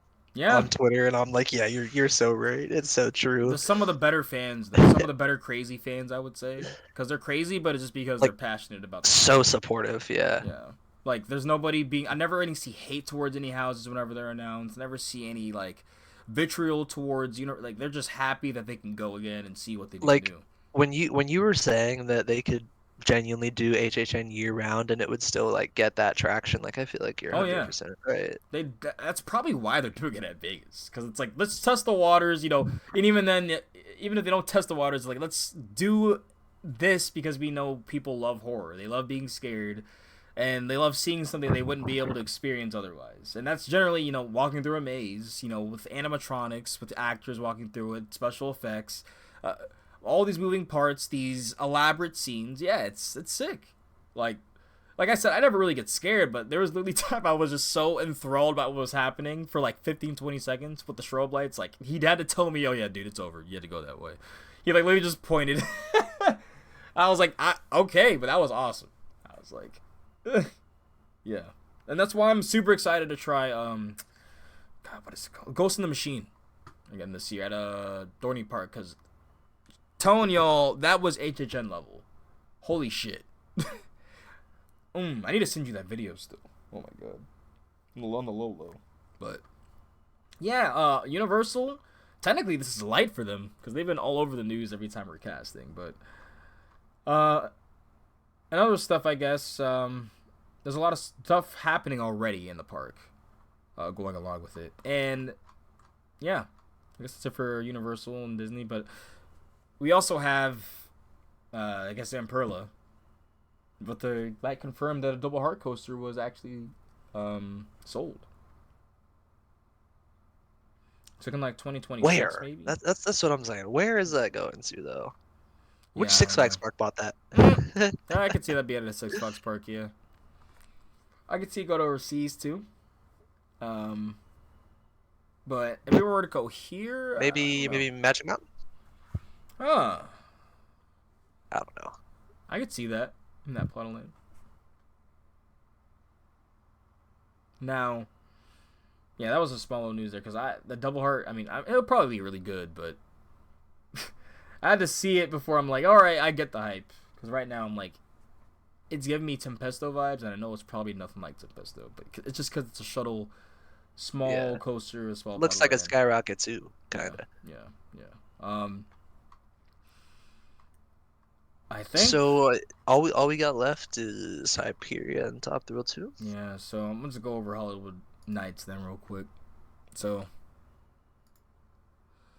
basically, what we said we're talking about earlier is it's awesome that when parks really do cater to what we say the niche population of people that go to these parks, and that's enthusiasts. And that's why I'm saying when Dorney Park is so open and willing to do things like with the wedding this past Sunday, and like Holiday World having Holiwood Nights every year with new themes and new itinerary, it's awesome. They do such a good job. So And the Gravy Games is such an awesome theme too. I'm right, really sad I'm missing out this year. man. So I do kind of want to try to hope to get in next year, but I would only try to do that if other people got it. That I do, like homies, which there are a lot of homies, but you know. I mean, it's for sure, like, without a doubt, Hollywood Nights and Halloween Horror Nights are the two events that I've visited, that those two events are worth visiting annually, 100%. So, let's see where Just I'm gonna be getting to. Yeah, but I agree because I've been crazy. well. I'm going to one this year for the first time, but last year HHS. Of the two, well, those are just the two marquee amusement park events in general I've visited, I would say. And that have Sure. stayed the test of time, I guess. Yeah. Yeah. But so starting on Friday at 10 a.m. The Reaping credential pickup. So we're at the front gate. Park opens. That's so I just love it. Like, yeah. because I like the Hunger Games, so that's so, yeah, that's great. But at 2 we got Voyage and Thunderbird walk back. So I haven't done that, so I'm probably gonna do that. I'm glad they have notes and location. Thank you. Path under the Voyage lift hill. Nice. So at 2:30 after that, we get snacks behind Thunderbird. That's exactly where it happened last year. And then Splash and Safari closes to the public. It begins. So Mammoth, Wildebeest, Cheetah Chase, yeah, all that stuff. Gotta take advantage of that ERT, bro, to ride those water coasters when they have no line, because they're so good. So what is hors d'oeuvre? What's hors Hors d'oeuvres. Hors d'oeuvres. Hors d'oeuvres. Yeah. That's how you spell hors d'oeuvres? That's hors d'oeuvres. Yeah. There's hors d'oeuvres? What the fuck? Yeah. That's pretty fancy. So it's like, I'm gonna get caviar at Holiday World, like. nah, it's it's like ice cream and stuff. I don't remember exactly what it was, but. Okay, so I actually did not know that's how you spell. But they do have dinner too. They have dinner this time? Yeah, well, they have hors d'oeuvres and dinner Friday night, and then yeah, Saturday they'll have dinner too. Holiday World closes at 7 on Friday, but ERT begins 45 minutes later. So yeah, they're not. So they're because you have the Splash and Safari ERT is going to overlap with all that, because like I believe so Splash and Safari ERT they don't, that ends at 8:30, so it'll overlap with the regular dry park ERT. right. Because I remember in years past, like I would get drawn into the water park ERT, and I'd end up not making it back to the dry park till like 9 or whatever, or 8:30 when it ends. So Yeah, because now at 7:45 the ERT begins. They have specific times for other rides that are like not the roller coasters, obviously. And then at 8:30 the Splash Safari ends, and then dinner is served until 10, which I think that has to be new, right? Like that's no, I want to say they did Friday night dinner along with hors d'oeuvres in the past. I could be wrong. I don't know. My 9:30 is experiential silent auction. I don't know what that is. So the experiential auctions are the things like the Saturday morning lift hill walks, and then like the end of Saturday night final trimless ride. on Voyage and stuff like that. Or like the last ride of the night on Legend and Raven and all that stuff. So those are the experience auctions.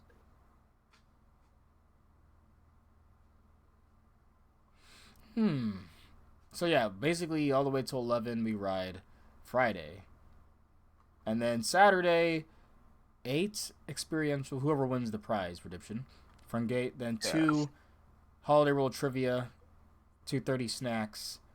And then nothing else until 8 when Holiday World closes. There's no water park ERT that Saturday, that's Saturday. But dinner's served, and ERT begins at 8:45. And there's a physical item option. Okay. But yeah, ERT begins at 8:45. Howler and Revolution are open from 9 to 10, and Gobbler Getaway again from 10 to 10:15, 11:30. But otherwise, 4 or 3 hours of Voyage, trimless. 3 hours and 15 minutes.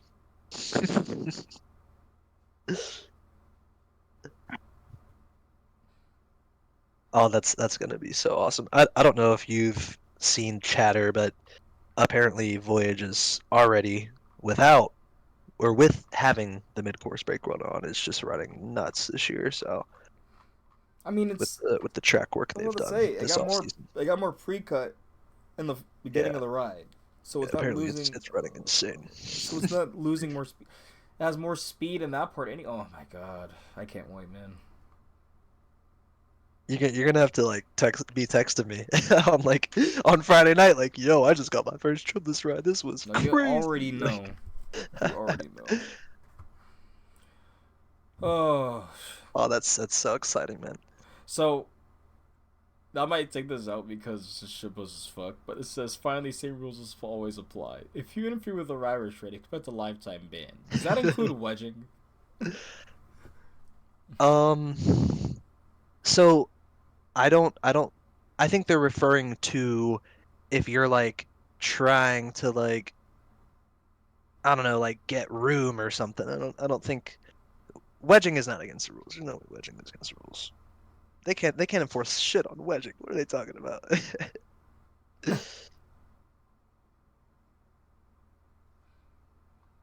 Oh, all right. But yeah, I would guess that's if like you're like visibly caught like trying to jump out of the ride, bro. Like that's what I would take from that. But you would have to be very reckless to get banned from the park for doing some stupid stuff.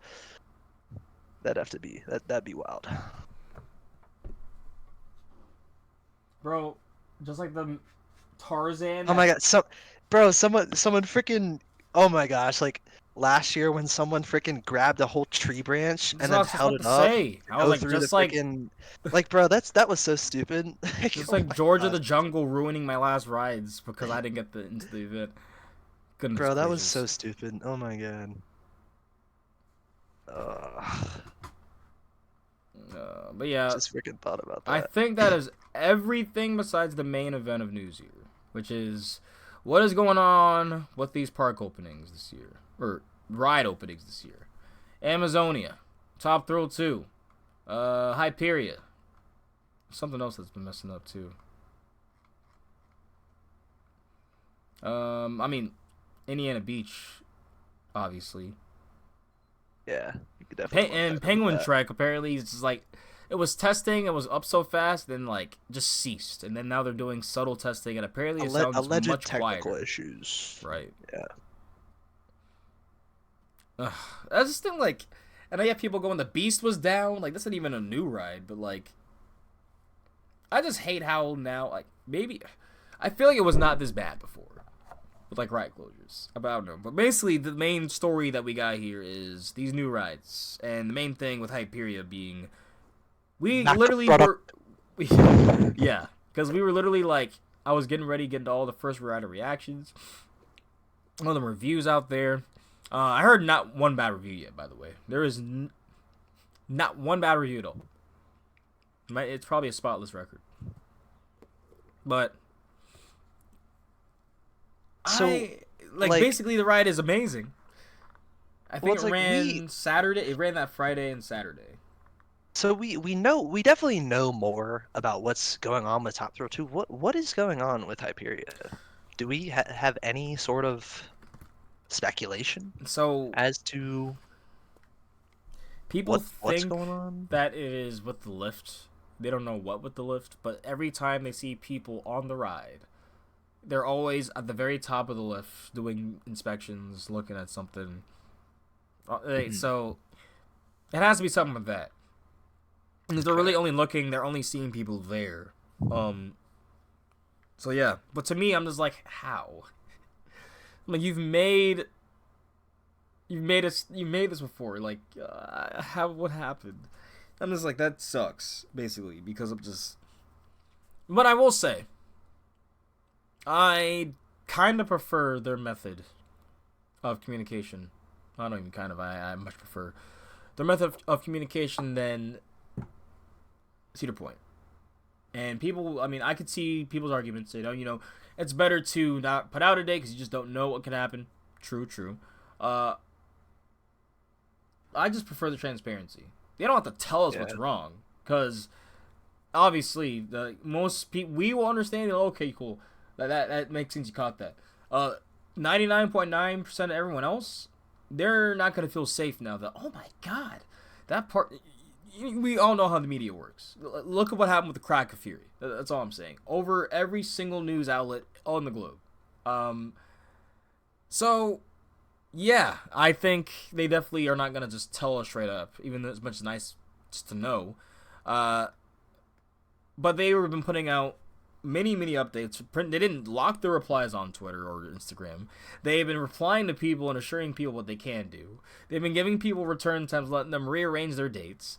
They have also made just recently a video update, so it is a video format for people to easier digest it. In my opinion, and they said basically up until next week or next weekend it's not going to be running. I just prefer that transparency. I prefer you tell me all that you can tell me, and not just, hey, Zamperla broke our ride. They fucking suck. Why did we get them? But they're fixing it for us, So, yeah. Fuck Zamperla. It should be up maybe again in the end of the summer. Fuck you guys. That's what I got from Cedar Point. Like, so, Airtime Traveler, which shout out to Airtime Traveler. Listen to that cast. So underrated. They put out a really good tweet about that. Let me just look it up real quick. Because they basically put my thoughts right into, like, what I couldn't tweet it. Because normally I'd be tweeting this stuff. But they put my thoughts perfectly into words. So, can we just talk about Hyperia versus TT2 situation for a second? Cedar Point made one post about TT2's in the closure on May 12th.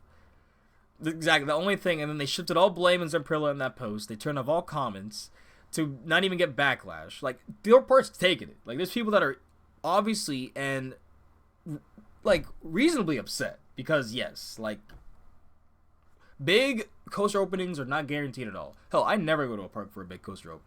But I think if anything, this is a sign not to almost. Yes, yeah, 100% now. I think people will now 100% have a little bit of like a back thought on, oh, let me book these cross-country plane tickets to go here, and then it might not be open, But the announcement said, "We share your disappointment, but avoids any sort of apology of the situation."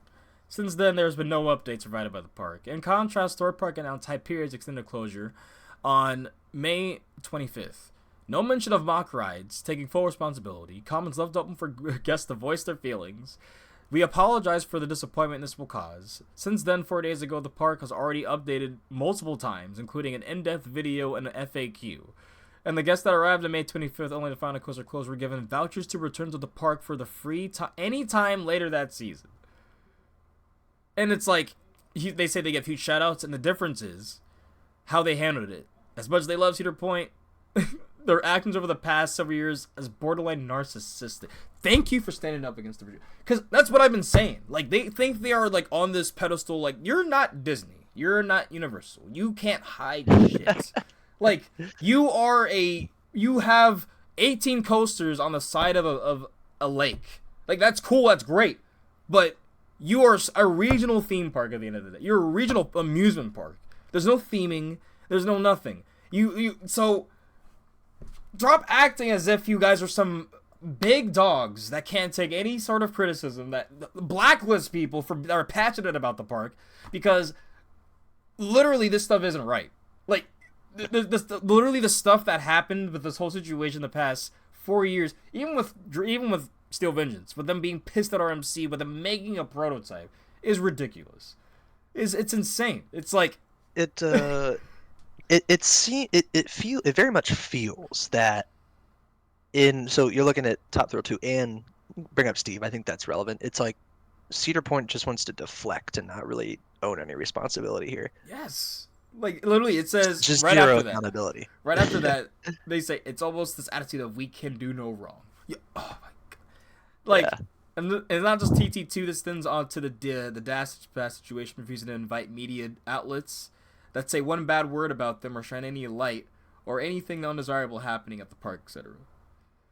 It's like Thorpe Park has been very transparent, apologetic with the whole situation. Makes a whole difference in PR. It's like, yeah, it's like sometimes if you fuck up, it's okay to let people treat you as a punching bag. They're just saying words at the end of the day. They're still they're still paying monthly for your passes. Like, you know what I'm saying? Like, just take it for a bit. They're gonna be happy once they get on the ride. Once you make that announcement, all their annoyances, all their grief is going to be thrown out the fucking window. Because they're going to be on the ride. They're going to be on the way to your park. So just let them punch you for a bit. It doesn't matter. You know what I'm saying? Let them have questions. Let them whatever. Like, it's okay to be upset. All right. Sorry. No, you're good.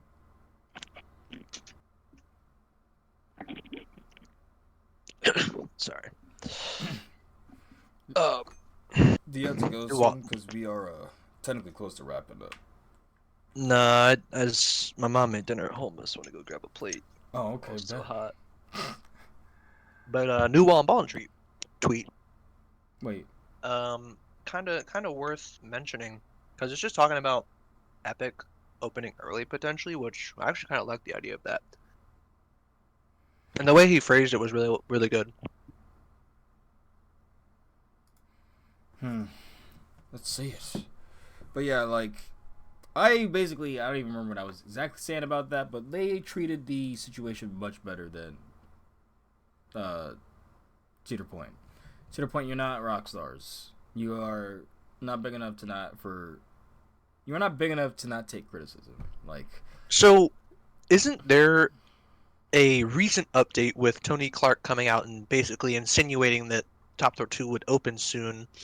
But this was literally on a radio interview, so it's not even like easily accessible for the public to hear. You know what I mean? Like, people don't, like, they're not making this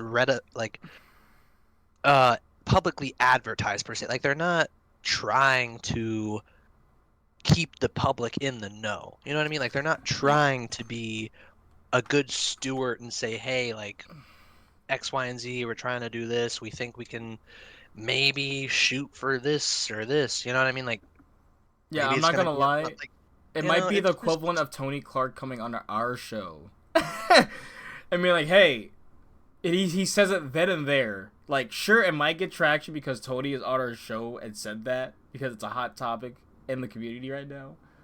But like, I 100% agree. The medium that it was said, like, how many enthusiasts even are listening to the BAS Sandusky podcast? Right. That was a 7-minute episode. Like, you got to go out of your way to even find this information. Right. Which, I mean, obviously, enthusiasts ended up finding it. I don't even know how they knew that was happening, to be honest. But enthusiasts will doozy.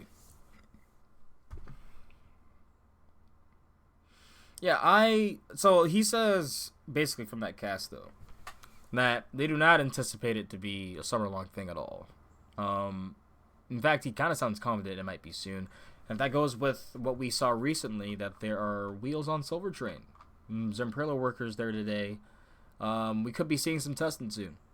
So that's good looks. Looks like as of today, they will have the wheel assemblies reinstalled on Silver Train. And that is courtesy of the 9 minutes ago, actually. So, This is courtesy of the Twitter account at Top Thrill Status, and one last update from him 9 minutes ago. More and more Zamperla employees appear to be arriving for overnight work. And they are still carrying wheels in. So that's interesting. Something about, or the same forklift was carrying wheels. Something about that. But there is visual confirmation that wheels have been reassembled in some capacity. The wheel assemblies have been put back on in some capacity. Maybe not all of them, but at least some of them on Silver Train. So maybe we will see some testing soon, which is nice. And it wouldn't shock me if they just did it on the Silver Train and then tried testing it.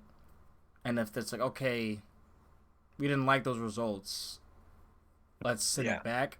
Or it's like, okay, we're done, let's put those on the other two. Hopefully that's the case, right? Hopefully it's really the latter. I just really wish, it almost feels like the park is with us in this appointment at Thorpe Park. Whereas Cedar Point, it's like, just don't even ask. Don't even talk about it. We just built this, but sorry. Sorry, They didn't even say sorry.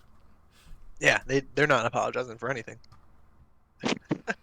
So, yeah, we've been officially blacklisted from Cedar Point after this episode, but it's all cool, man. It's all cool. To be honest, I'm trying to think here. That was all the news, everything. Really, as I give thanks to everybody, like I said before, that supports the cast. Giving 50 episodes, man. Truly did not think or 50. They give us a reason to do this, because this shit, we love doing it, and we literally, the connections we have made from it is awesome. I wouldn't have it any other way. Yeah, man. So we're probably not going to be parking like that, but I will be at Holiwood Nights this weekend, so I will be talking about that the next cast. Fortunately, RC will not be there. The group I was with last year will not be there, but it will be my first time experiencing the event in general, so. The greatest event ever. Just saying. It's going to be awesome. It's going to be awesome, bro. Man, all I know is June and July, well, mostly July and August, are looking like the main times for me to be coming back full time to this. Who knows, you might be cooking something up for Cali. Are we gonna aim to do well, I guess I don't know what we'll see news wise in the next week, but just to chat HHN, or not HHN, HWN, Holiwood Nights. Yeah. Should we aim to cast immediately next week? I mean, we kind of have to. The only reason I mean, Holiwood Nights is because so I nuts, wanted to so. I wanted to try to see if I get anything anyone or anything special happening, but then I got sick, and then everything in terms of school and or all this other stuff came up, like family matters. So it's like, damn, let's just do. We have a beefy news episode anyway, which we surprisingly put in under 2 hours or close to.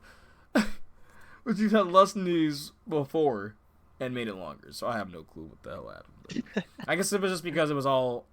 I mean, all this news was actually like legit big stuff to talk about. Announcement. It was a lot, so we cannot wait 2 weeks to be honest anymore. It's just amusement industry's popping, and even if we don't get trips ourselves, we definitely looking and hearing other people's trip reports from the homies, whether they post it or not. I mean, I'll be at the home parks for sure. Like, I'll be at King's Dominion, even though 305's having a moment. Hopefully, it's not for too long, and it's just a moment. Shit, I gotta go back to, I guess, Busch Gardens, Williamsburg sometime too. I was gonna say, if you wanted to potentially look at Knoebels. Yeah, I gotta hit Knoebels. I know we were discussing that coming up soon, potentially. Yeah, after Holiwood Nights, that's what I was trying to do because, I mean, technically, Good Gravy's gonna be my number 199. So either Twister or Phoenix at that point is gonna be my 200. Ooh. Okay. But I keep hearing, I don't know, I mean, I personally enjoy Phoenix more. like Kelly that's was me. saying she enjoyed Phoenix more, but then they had people at the lunch at the reception. They were like, "Oh, Twister blew out the water. Oh, Twister." For me, every enthusiast asks, it's a coin flip for those two anyway. So I'm just The like, way the way we ride, I think you'll like Phoenix more. I mean, that's what they're Well, we'll saying. see. Like, you're We'll see. small. And I'm like, yeah, that's how I'm able to throw myself. Like, I treat rides like mosh pits. Like, which, by the way, I guess like there's another thing here too because I know there are a lot more. Every year there's like more people getting into the hobby. I see newer people like learning like, so what do you guys do for travel? Like, how do you guys make this happen? And like in terms of like food and like housing and all that. And like I say, like, the biggest thing is like basically I think his tag is the Yeet Seat. He's been a kind of a homie recently. I can't find his tag now, obviously. Oh yeah, the Yeet Seat. That was right. Nude Texas China.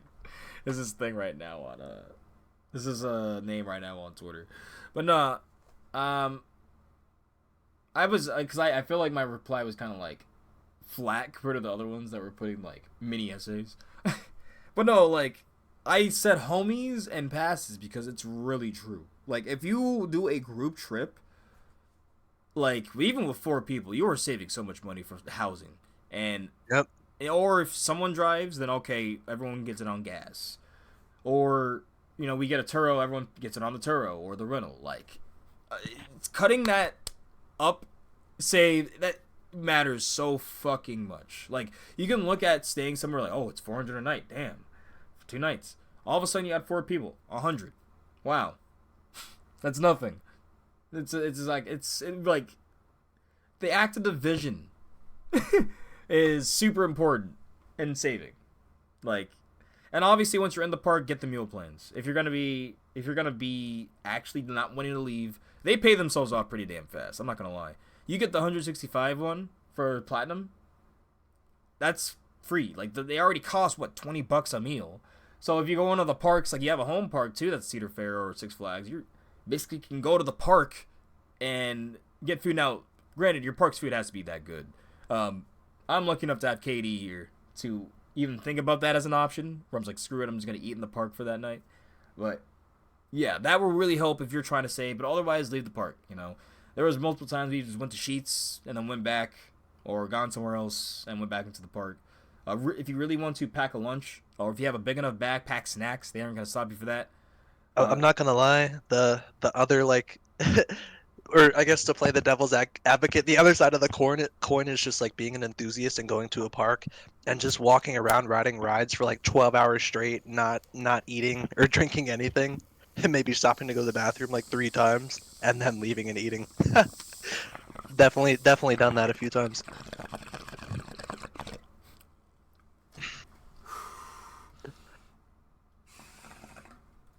Dude, remember the time we had to make that detour to BGT because of reasons. Yeah. That was basically our day. We woke up, didn't eat shit, went there. Oh my god, we went back to the room and ate Skittles for like 30 minutes while we contemplated what we wanted to do, and then we were just like, alright, screw it, let's go to BGT for a few hours. Drove the hour there, then we were there for a bit, and then drove an hour back to Orlando. Dude, like... And then I think we had Chick-fil-A. Freaking great times, bro. Like, oh my gosh. Oh my. I wouldn't trade it for anything. Those rides It's on amazing. Gwazi 2 were like the best rides I had on that. Yeah, that's like... Oh, that's like when you get off and you get off the go down the exit and right above you is the wave turn. You just hear it Yes. roaring by like an F1 car. That's peak. I That's tell peak. people that's when you tell how fast it's going. Like if you see that, like if you can barely see the people in the train and it just went by, you just hear it. Yeah, that's when you know it's F1 running car. good. That's when you know you're gonna get the real good rides on it. Especially with Train 3 is on there. Yeah. I'm happy to note people are more aware of Green Train now on Twisted Timbers. As they should be. Dude, I don't know if you were there in Alex No, I don't know if we told you when me and Alex were there, and the op was like, "Oh, the one op that told you that wasn't true." And I'm like, I need to find that man again, because I never get to tell him how, sir, unfortunately you're wrong. Like, the ride before was Twisted Cyclone on Blue Train. Now I'm on Air Force One on Green. I'm sorry, it's just facts.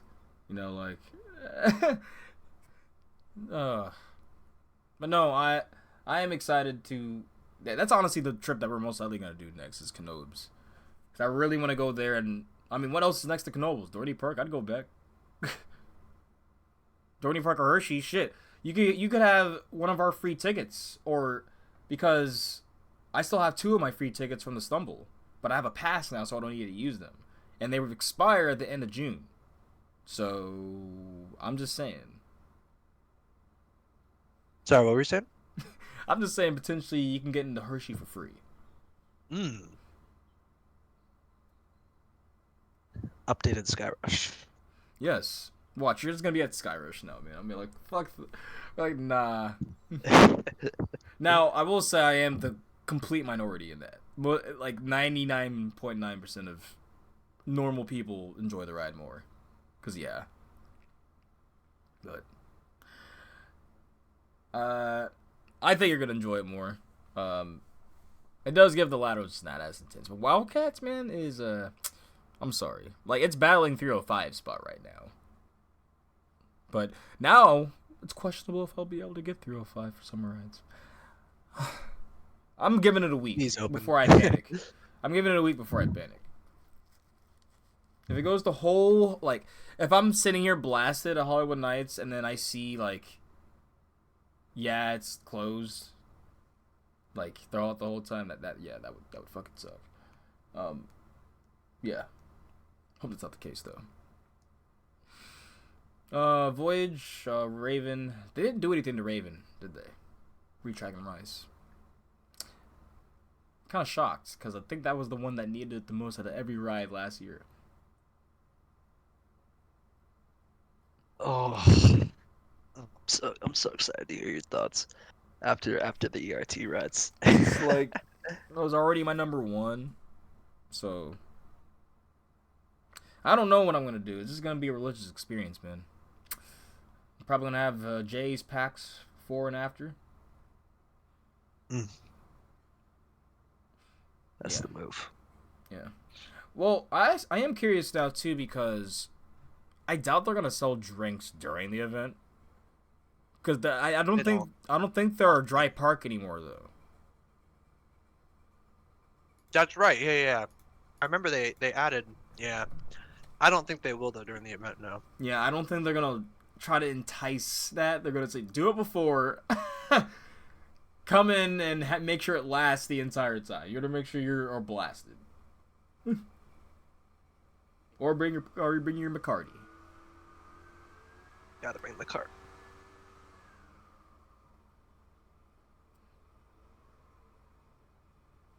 Yeah. Well, what else you got a shit post here, man? You got anything? I guess I got a coastal for the road. I'm eating some steak. Yeah, what'd you get for dinner, man? Steak, shrimp, potatoes, vegetables. Sounds what's up, man. Oh no, I'm feeling a coastal or 2.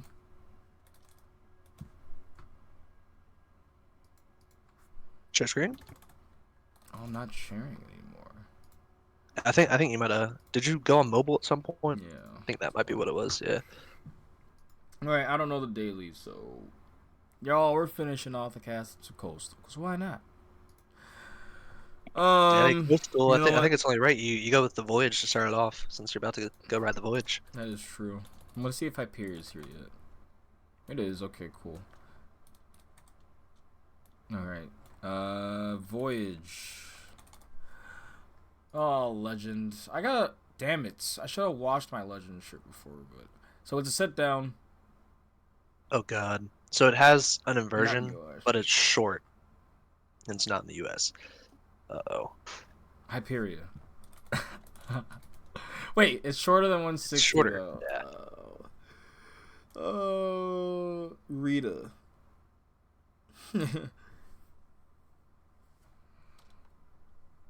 That's a sit down launch, short, and not that fast. I'm putting Rita, Alton Towers. Not in UK. It is Intamin though. I'm an idiot. It doesn't have inversions. God. So I am narrowing down. That was pretty good. So it's in between 6,400 feet of length, 2,000, 23 feet. So it's in between that, and then 67 miles per hour, 67 miles per hour, and 61 miles an hour, and it has an inversion by Intamin. Not US or UK. Does Tiger go faster than that? Gotham City Escape? Ooh. Gotham City Escape? No, not that one. Batman. Ah, nice. Nice. It's only because I want to ride that ride so fucking bad. I was able to get that. Alright, the daily slapped. Get it out of here. Daily was my bitch today. What's up? So, alright. What do we got? Let's go with what you can pick.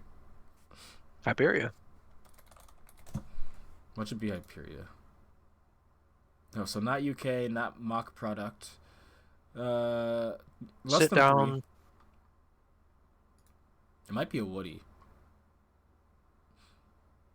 Because I don't know if it'll be that fast. But at the same time, Woodies are not necessarily that fast. I guess let's get a USB and M out of the way. Might be So, because look, it has a lot of length. Yeah. Well, wait, Mako or it has a lot of Georgia Life. length. So I'm gonna go with. What about height though? 236, less than 236.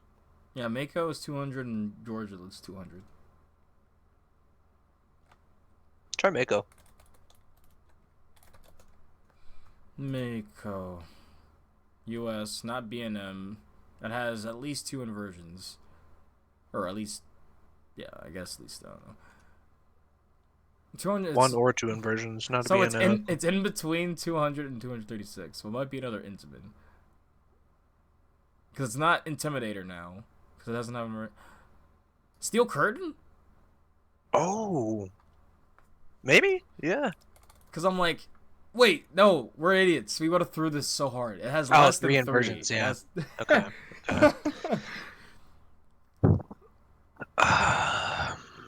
Stormrunner is not 200. I'm trying to think. This one's kind of hard. And it's between 71 to 80 miles per hour. Fuck. Because I want to say it's something with a lift hill, not a launch. And Superman. Oh, it might be an RMC then. Oh, you're right. It probably is an RMC. It's probably maybe Steve. Yeah, try Vengeance. Oh, it's less than Oh, 4. shit. And It's apparently it's more Gwazi? than 74, so it might It's be probably Gwazi. Gwazi. Wait, does Gwazi have? I'm not gonna do the thing yet. Yay! I'm getting all my great. I love Gwazi. I'm looking at the blueprint right now, the pennant. Which, let us know. Like seriously, if you listen all the way to this point of the cast, on the episode link, on Twitter or on the story, or even just message us after on Instagram. If you want us to do a giveaway, for like, cause I have an extra Gwazi pennant just sitting around. I would love to give that away. Cause Gwazi's fucking sick. And also to celebrate episode 50, I would love to do that. So you'd be the first people to be signed up if you do that. So either you link, you'd say you listen to the whole thing, because there's no way you listen to 2 hours and 30 minutes and able to do this unless you listen to the whole thing. So go and say, hey, I would love to do this giveaway. Do the giveaway. I want this Gwazi pennant or whatever, or just say we suck and that our cast is shit too. That works too. Or yeah, message us that as well. Then yeah, you'll be in the giveaway. But we'll do one more because we've been kind of slapping these. Now we're gonna get one that's hard and we're gonna regret it. I want to put 305. I think it's right that we're like putting all the coasters we ended up talking about today. I think it makes sense. It's only spiritual. Do Intimidator now. I did. No, like Intimidator at Carowinds. Or I guess Thunder Striker. Thunder Strike. God, that's a bad name. This just gets worse. So not B&M. Less than 233. Maybe a Woody? Just try a GCI. Try Mystic. Let's do Mystic Timbers. Mystic Timbies. So not GCI. But Oh my it god, is it's like short as super shit. short. Dang. Okay, I mean, might need a hint. So it's a family coaster? That's what I'm gathering here. Fuck. It could be a Disney ride. Is it Slinky? Slinky Dog Dash? That's a decent guess. I'd go for it. Bro, Bruh. I'm on You are on fire. What the hell? Oh, I've taken like a break of it too. I don't know what the fuck. Slinky, yeah, it's like it had to be slow as fuck, and I know it barely hits 40. I was shocked when I heard it hit 40 miles an hour because I'm like, there's rides sometimes when you look at them, you're like, there's no fucking way that hits 40, and those rides are like, there's no way that is only 40. It's basically when I looked at Slinky Dog, I was like, there's no way that goes 40. And then I looked at Switchback, I'm like, that is 50 or 60. I don't give a fuck what they say. It's all about the pacing. Yeah. But no, shit. Bro, how the hell am I going to get on Slinky Dog? I just don't think I'm ever going to get it. I have to rope drop the Hollywood Studios and get Slinky Dog if I want to get it. So ass. Still the worst line I've ever waited in. Yeah, I think... Yeah. We 3 think hours from that. Mine is still the Dark Coaster one last year. 3.5 hours for that. Like, I did it... I obviously did it for the Vine. I did it for the content, but, Hey, at least you got an indoor queue. Yeah. It was hot, man. And at least then they at least pumped, what you call it? Like, the fake snow. I have not seen them do that ever again. Ever again. I have not seen them do the fake snow. Oh, I think that's actually something we didn't talk about was just the meme of like the Dark Coaster, that one tweet. Wait. You know what I'm talking about? The reliability in opening coasters. Was Wallen? Yeah, but just that Dark Coaster is not actually reliable. Bruh. No, I literally, I was thought like... of it because you had said Dark Coaster. I literally was like, yes. Oh, did we mention... Because I know I posted it like right when I came back from getting my dinner. Did we actually mention that or not? I actually think that's like a really well-worded tweet. I'm not going to lie. So this is what Wallen Ballin said. So before I guess this is not related to the Dark Coaster thing. Right. So I guess I'll roast about that first because I literally quote tweeted that tweet, and I was like, Wallen. Oh, so I gotta look at that tweet. I'm sorry. I gotta look at it. So before we go to the what are we talking about Epic Universe potentially opening earlier, where is it? Yeah, 2023 Dark Coaster. So keep in mind if you know Wallen, he's satirically an Intamin stan. Like, he loves Intamin, and he doesn't mind another ride, right? But he is theatrical, right? He's not... You don't take him too seriously, okay? but I had to come out here because I'm like, bruh. He's 2023, Dark Coaster, no issues. No issues 2023. Totatus, no issues. I can't attest to that. Also, sorry for the blower in the background. I have SpongeBob and Patrick, they're playing with the reef blower. Can't do anything.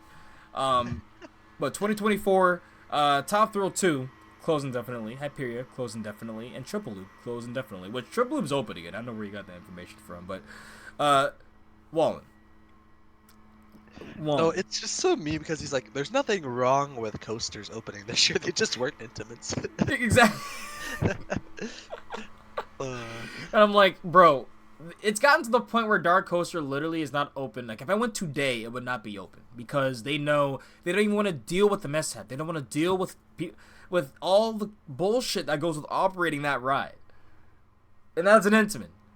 Batman's got them to the escape. People have gone. Half the time, it will be closed because It is a hot LSM and an intimate. No offense, but it's just true. Like, I'm pretty sure if it was a B&M, the layout would not be as good. I'm not gonna lie. Like, I get you. I get where you're coming from. I get it, but it would probably run all day. Even a mock, maybe. Like, I could see that. Now, after Hyperia, it throws something a little bit on their track record. Not gonna lie, but still, Dark Coaster is the worst example. It was the first example you used. It's just no. That ride is a maintenance nightmare. And no, this is not even the maintenance part. This is bad for the park. Nobody cares about it anymore. That, and there's just such a reputation of, oh, if we get in line, it's gonna close. Why even work? It's not even worth it. We have a shitty Top Thrill dragster in Busch Gardens, Williamsburg now. Like, at least Top Thrill dragster, you got on Top Thrill fucking dragster, right? This, you just like, I really got blue balled 7 times for that. I still don't have the credit, bro. Like, nah. You have an easier time going to go-karts plus 10 minutes on the street and getting the visa, bro. Like, get the fuck. Oh, bro. Alright, but yeah. Dark Coaster, you've heard it enough. Not good. But, basically, the good Wallen tweet.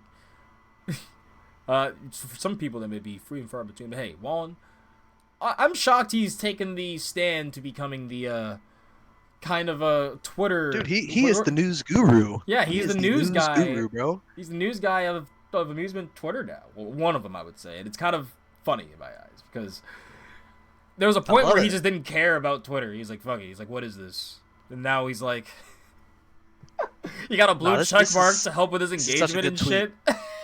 This is such a good tweet right here. I actually really feel like this has some value. I'm gonna buy some stock in this. So like Wallen, so we're buying stock in Wallen Ballin statement here. Okay, let me read it before I. I'm buying stock in this statement. I often wonder whether they removed summer 2025 from Epic Universe advertising in order to move it earlier. ... As opposed to moving it later, which is what everybody assumed. Summer is June to September. Do people not expect Epic to be open till October? Seems doubtful.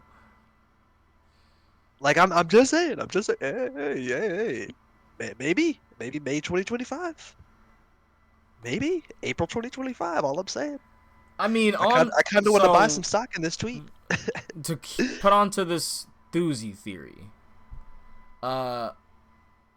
they do have openings for the new resorts, and starting in June, and the other one in March. And I mean, there's so much infrastructure that still needs to, just all the other, I mean, there's so much construction that just needs to be done still. But no, I definitely thought that was a very well worded tweet, just coming with the idea that, hey, maybe Epic's going to open spring 2025. But who knows? I do kind of hope it's still summer, just because that, for me, would leave more quality assurance. Unless they really are moving that fast, right? Let's look at the Epic Universe progress bar. Progress. Are we following them? Yeah, we should be. But so as of May 18th, they're 82%. Jeez. I remember 2022. This stuff was a 20, 30, Okay, I mean, and you got to think though, they've been cycling all the rides a lot, Mm-hmm. So it seems like what they've really got still coming is just the remaining infrastructure construction and everything. What is this toothless puppet that I'm seeing? Wow. It's at Universal Orlando? Can we do it? Alright, perfect. Toothless, you look so good. So, this is a life-size toothless suit that looks so good. The mouth is moving. If it had blinking eyes, it'd be great. I don't know if it could actually move, but walk. But in place, it can move up and down. And apparently, so what meeting Toothless looks like when he comes to Epic Universe at Universal Orlando. Wow. I just need Epic Universe in my life. I mean, I'm not gonna lie. After reading that and then seeing the progress bar being at 82%, I mean, All right, but where are they getting this 82% number So from? that's for everyone who's like made a joke recently. It was like, how do they know? Someone's like, I'd say more around 60 to 65%. So yeah, Epic Universe update hasn't updated in a while either. Let's look at Alicia Stella. What does she have to say? Lando Park said they haven't had much to say in a while.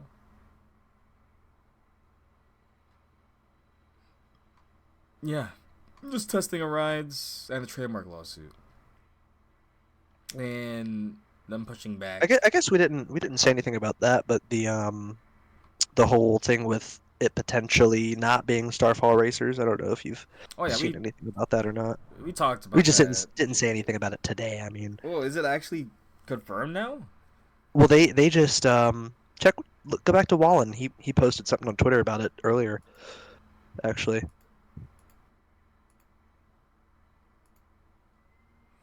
Pretty sure. 30 Epic Universe preview. Yeah, that right there. Litigation update: Starfall Education versus Universal. Universal's deadline to respond to the complaint was last night. They instead filed a 14-day extension stating that both sides are currently trying to resolve the matter. My confidence meter in the Starfall name is dropping. So that's interesting. It would seem like they do a 14-day extension to try and, I guess they're trying to settle it outside of court or something. I don't know.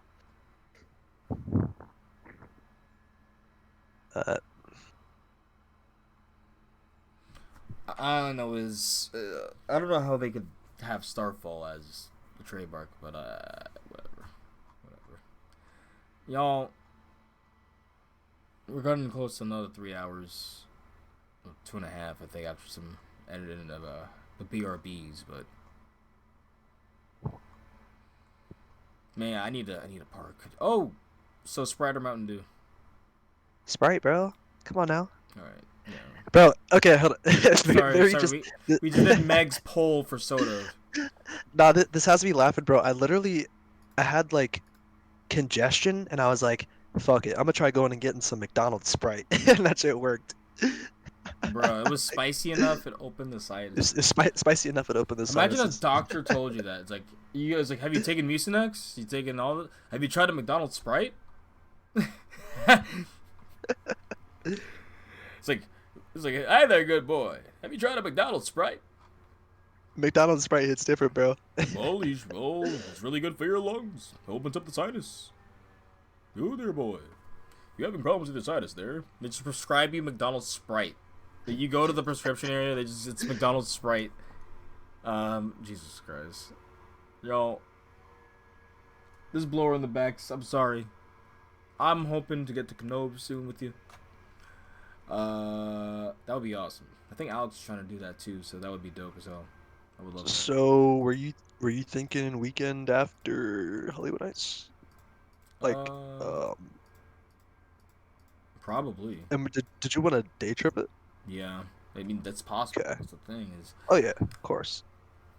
And then I'm trying to think because Park hours next Saturday, the 8th, 12 to 9, and then Sunday the 9th, 12 to 8. Yeah, because what's Hershey So- looking like? Because I want to make sure I can potentially use the free tickets too. Let me see what the hours are looking like. Hershey was. Because I get in for parking for free with my pass, so that's all. The 8th, so next Saturday is 11 to 9, and the 9th is 11 to 8. So really just an extra hour in the morning on either day, and yeah.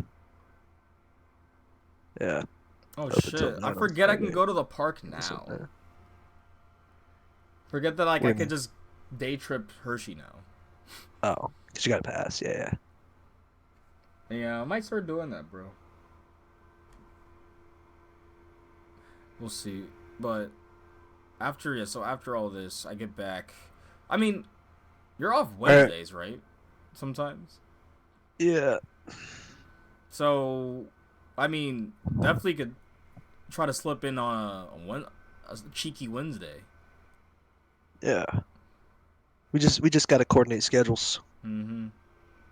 For Hershey specifically, because I know Kenob's it's easier to line up around. I'm not worried about crowds at Knoebels, to be honest. It'd definitely be, cause like I remember having to like wait down the ramp for Phoenix.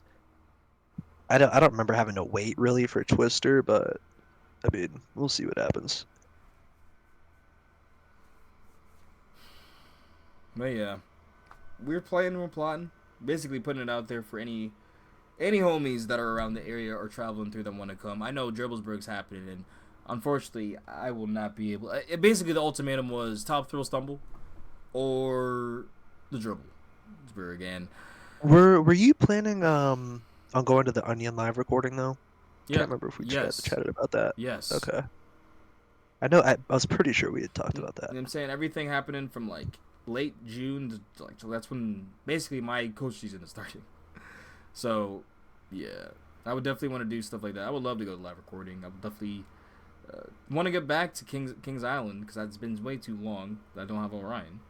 So, nonetheless, thank you for listening to us BS talk about the news. Hopefully you learned something new. Hopefully you, yeah. Let's say we're probably trying to hit Hershey, Knoebels sometime soon. So definitely hit us up. And then the Buzz Bars, Dribblesburg I think is ending soon for signups, but it still is some time left. I heard Wobble on that John was amazing. The turn up for it was incredible. I don't know if you saw that. I was like, that was a wobble. Let's go. Yeah, Let's go I did Buzz see Bars. the turnout. Yeah, I'm like that was some turnout. I loved it.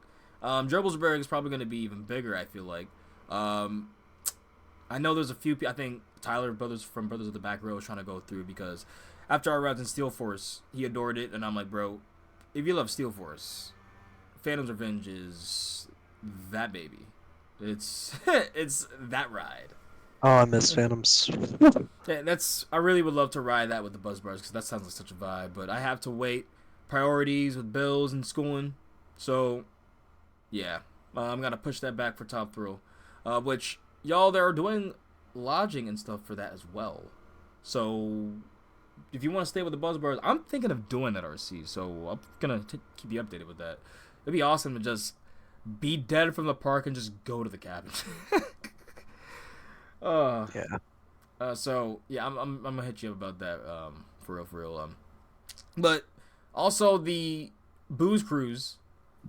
Literally they're gonna have booze on a on a boat around Lake Erie during golden hour. So Which is awesome. yeah. Gosh. I'm thinking. So I'm like I would. It's kind of one of the main reasons I want to go. I'm not gonna lie, because I love the community part of this hobby. I could ride rides all day with y'all, and I'm hope to ride with them afterwards, right?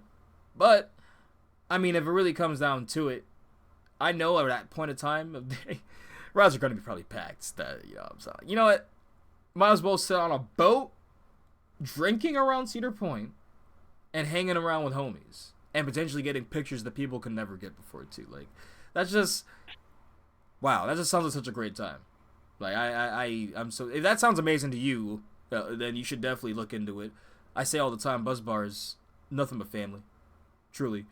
You'll just talk to somebody random, you'll be like, and they'll talk to them for 10, 15 minutes, like, wow, it feels like I've been talking to you for a while. Like, years, a while. Like, that's how comfortable people are there, man. So, yep, definitely give that a look out. The Onion 287, I forget when that is, but I don't think sign-ups will started for that yet. It's gonna be August 10th, 2024, but it says date subject to change on the site. All right. So yeah, there's a little bit of a gap because I'm not gonna lie, it did feel like there were a lot of events happening all at once. Like I was like really focusing on what I need to prioritize these past like from April till June. It is a growing community. We've got multiple clubs having multiple events. We got even parks having events. It's crazy. I think it's so good because, like I said, we leave the park and we tell our families, hey, we love this. Like you should go. Because even if they don't ride like us, they aren't going to extracurricular enthusiast activities like we are. Like, for me, I think it's still a hobby all ages can enjoy. Like, it's how, how families can come together and how families can make memories. So, yeah. I'm just happy that essentially parks are kind of looking like they're going back to the trend before 2019. Does that mean the family coaster pandemic is going to end? Who knows? I think the parks are trying to round out their lineups. But yeah, y'all, it's been a good one. Yeah, if you want to yell at us about, like I said, if you listen to the cast and want us to do the giveaway and yell at us, and or there was something else to yell at us for, but general on Instagram at the High Rollers DMV is our main, and then RC. Old line airtime. Yep, and you can follow me at West Howard C, or excuse me, West Howard Coasters on Instagram, West Howard C on the Twitter /X side, and then our main there is at the High Rollers C. So y'all, hopefully to catch some of y'all around the parks. Let's pray for 305. Might as well do a Drunk Riders here.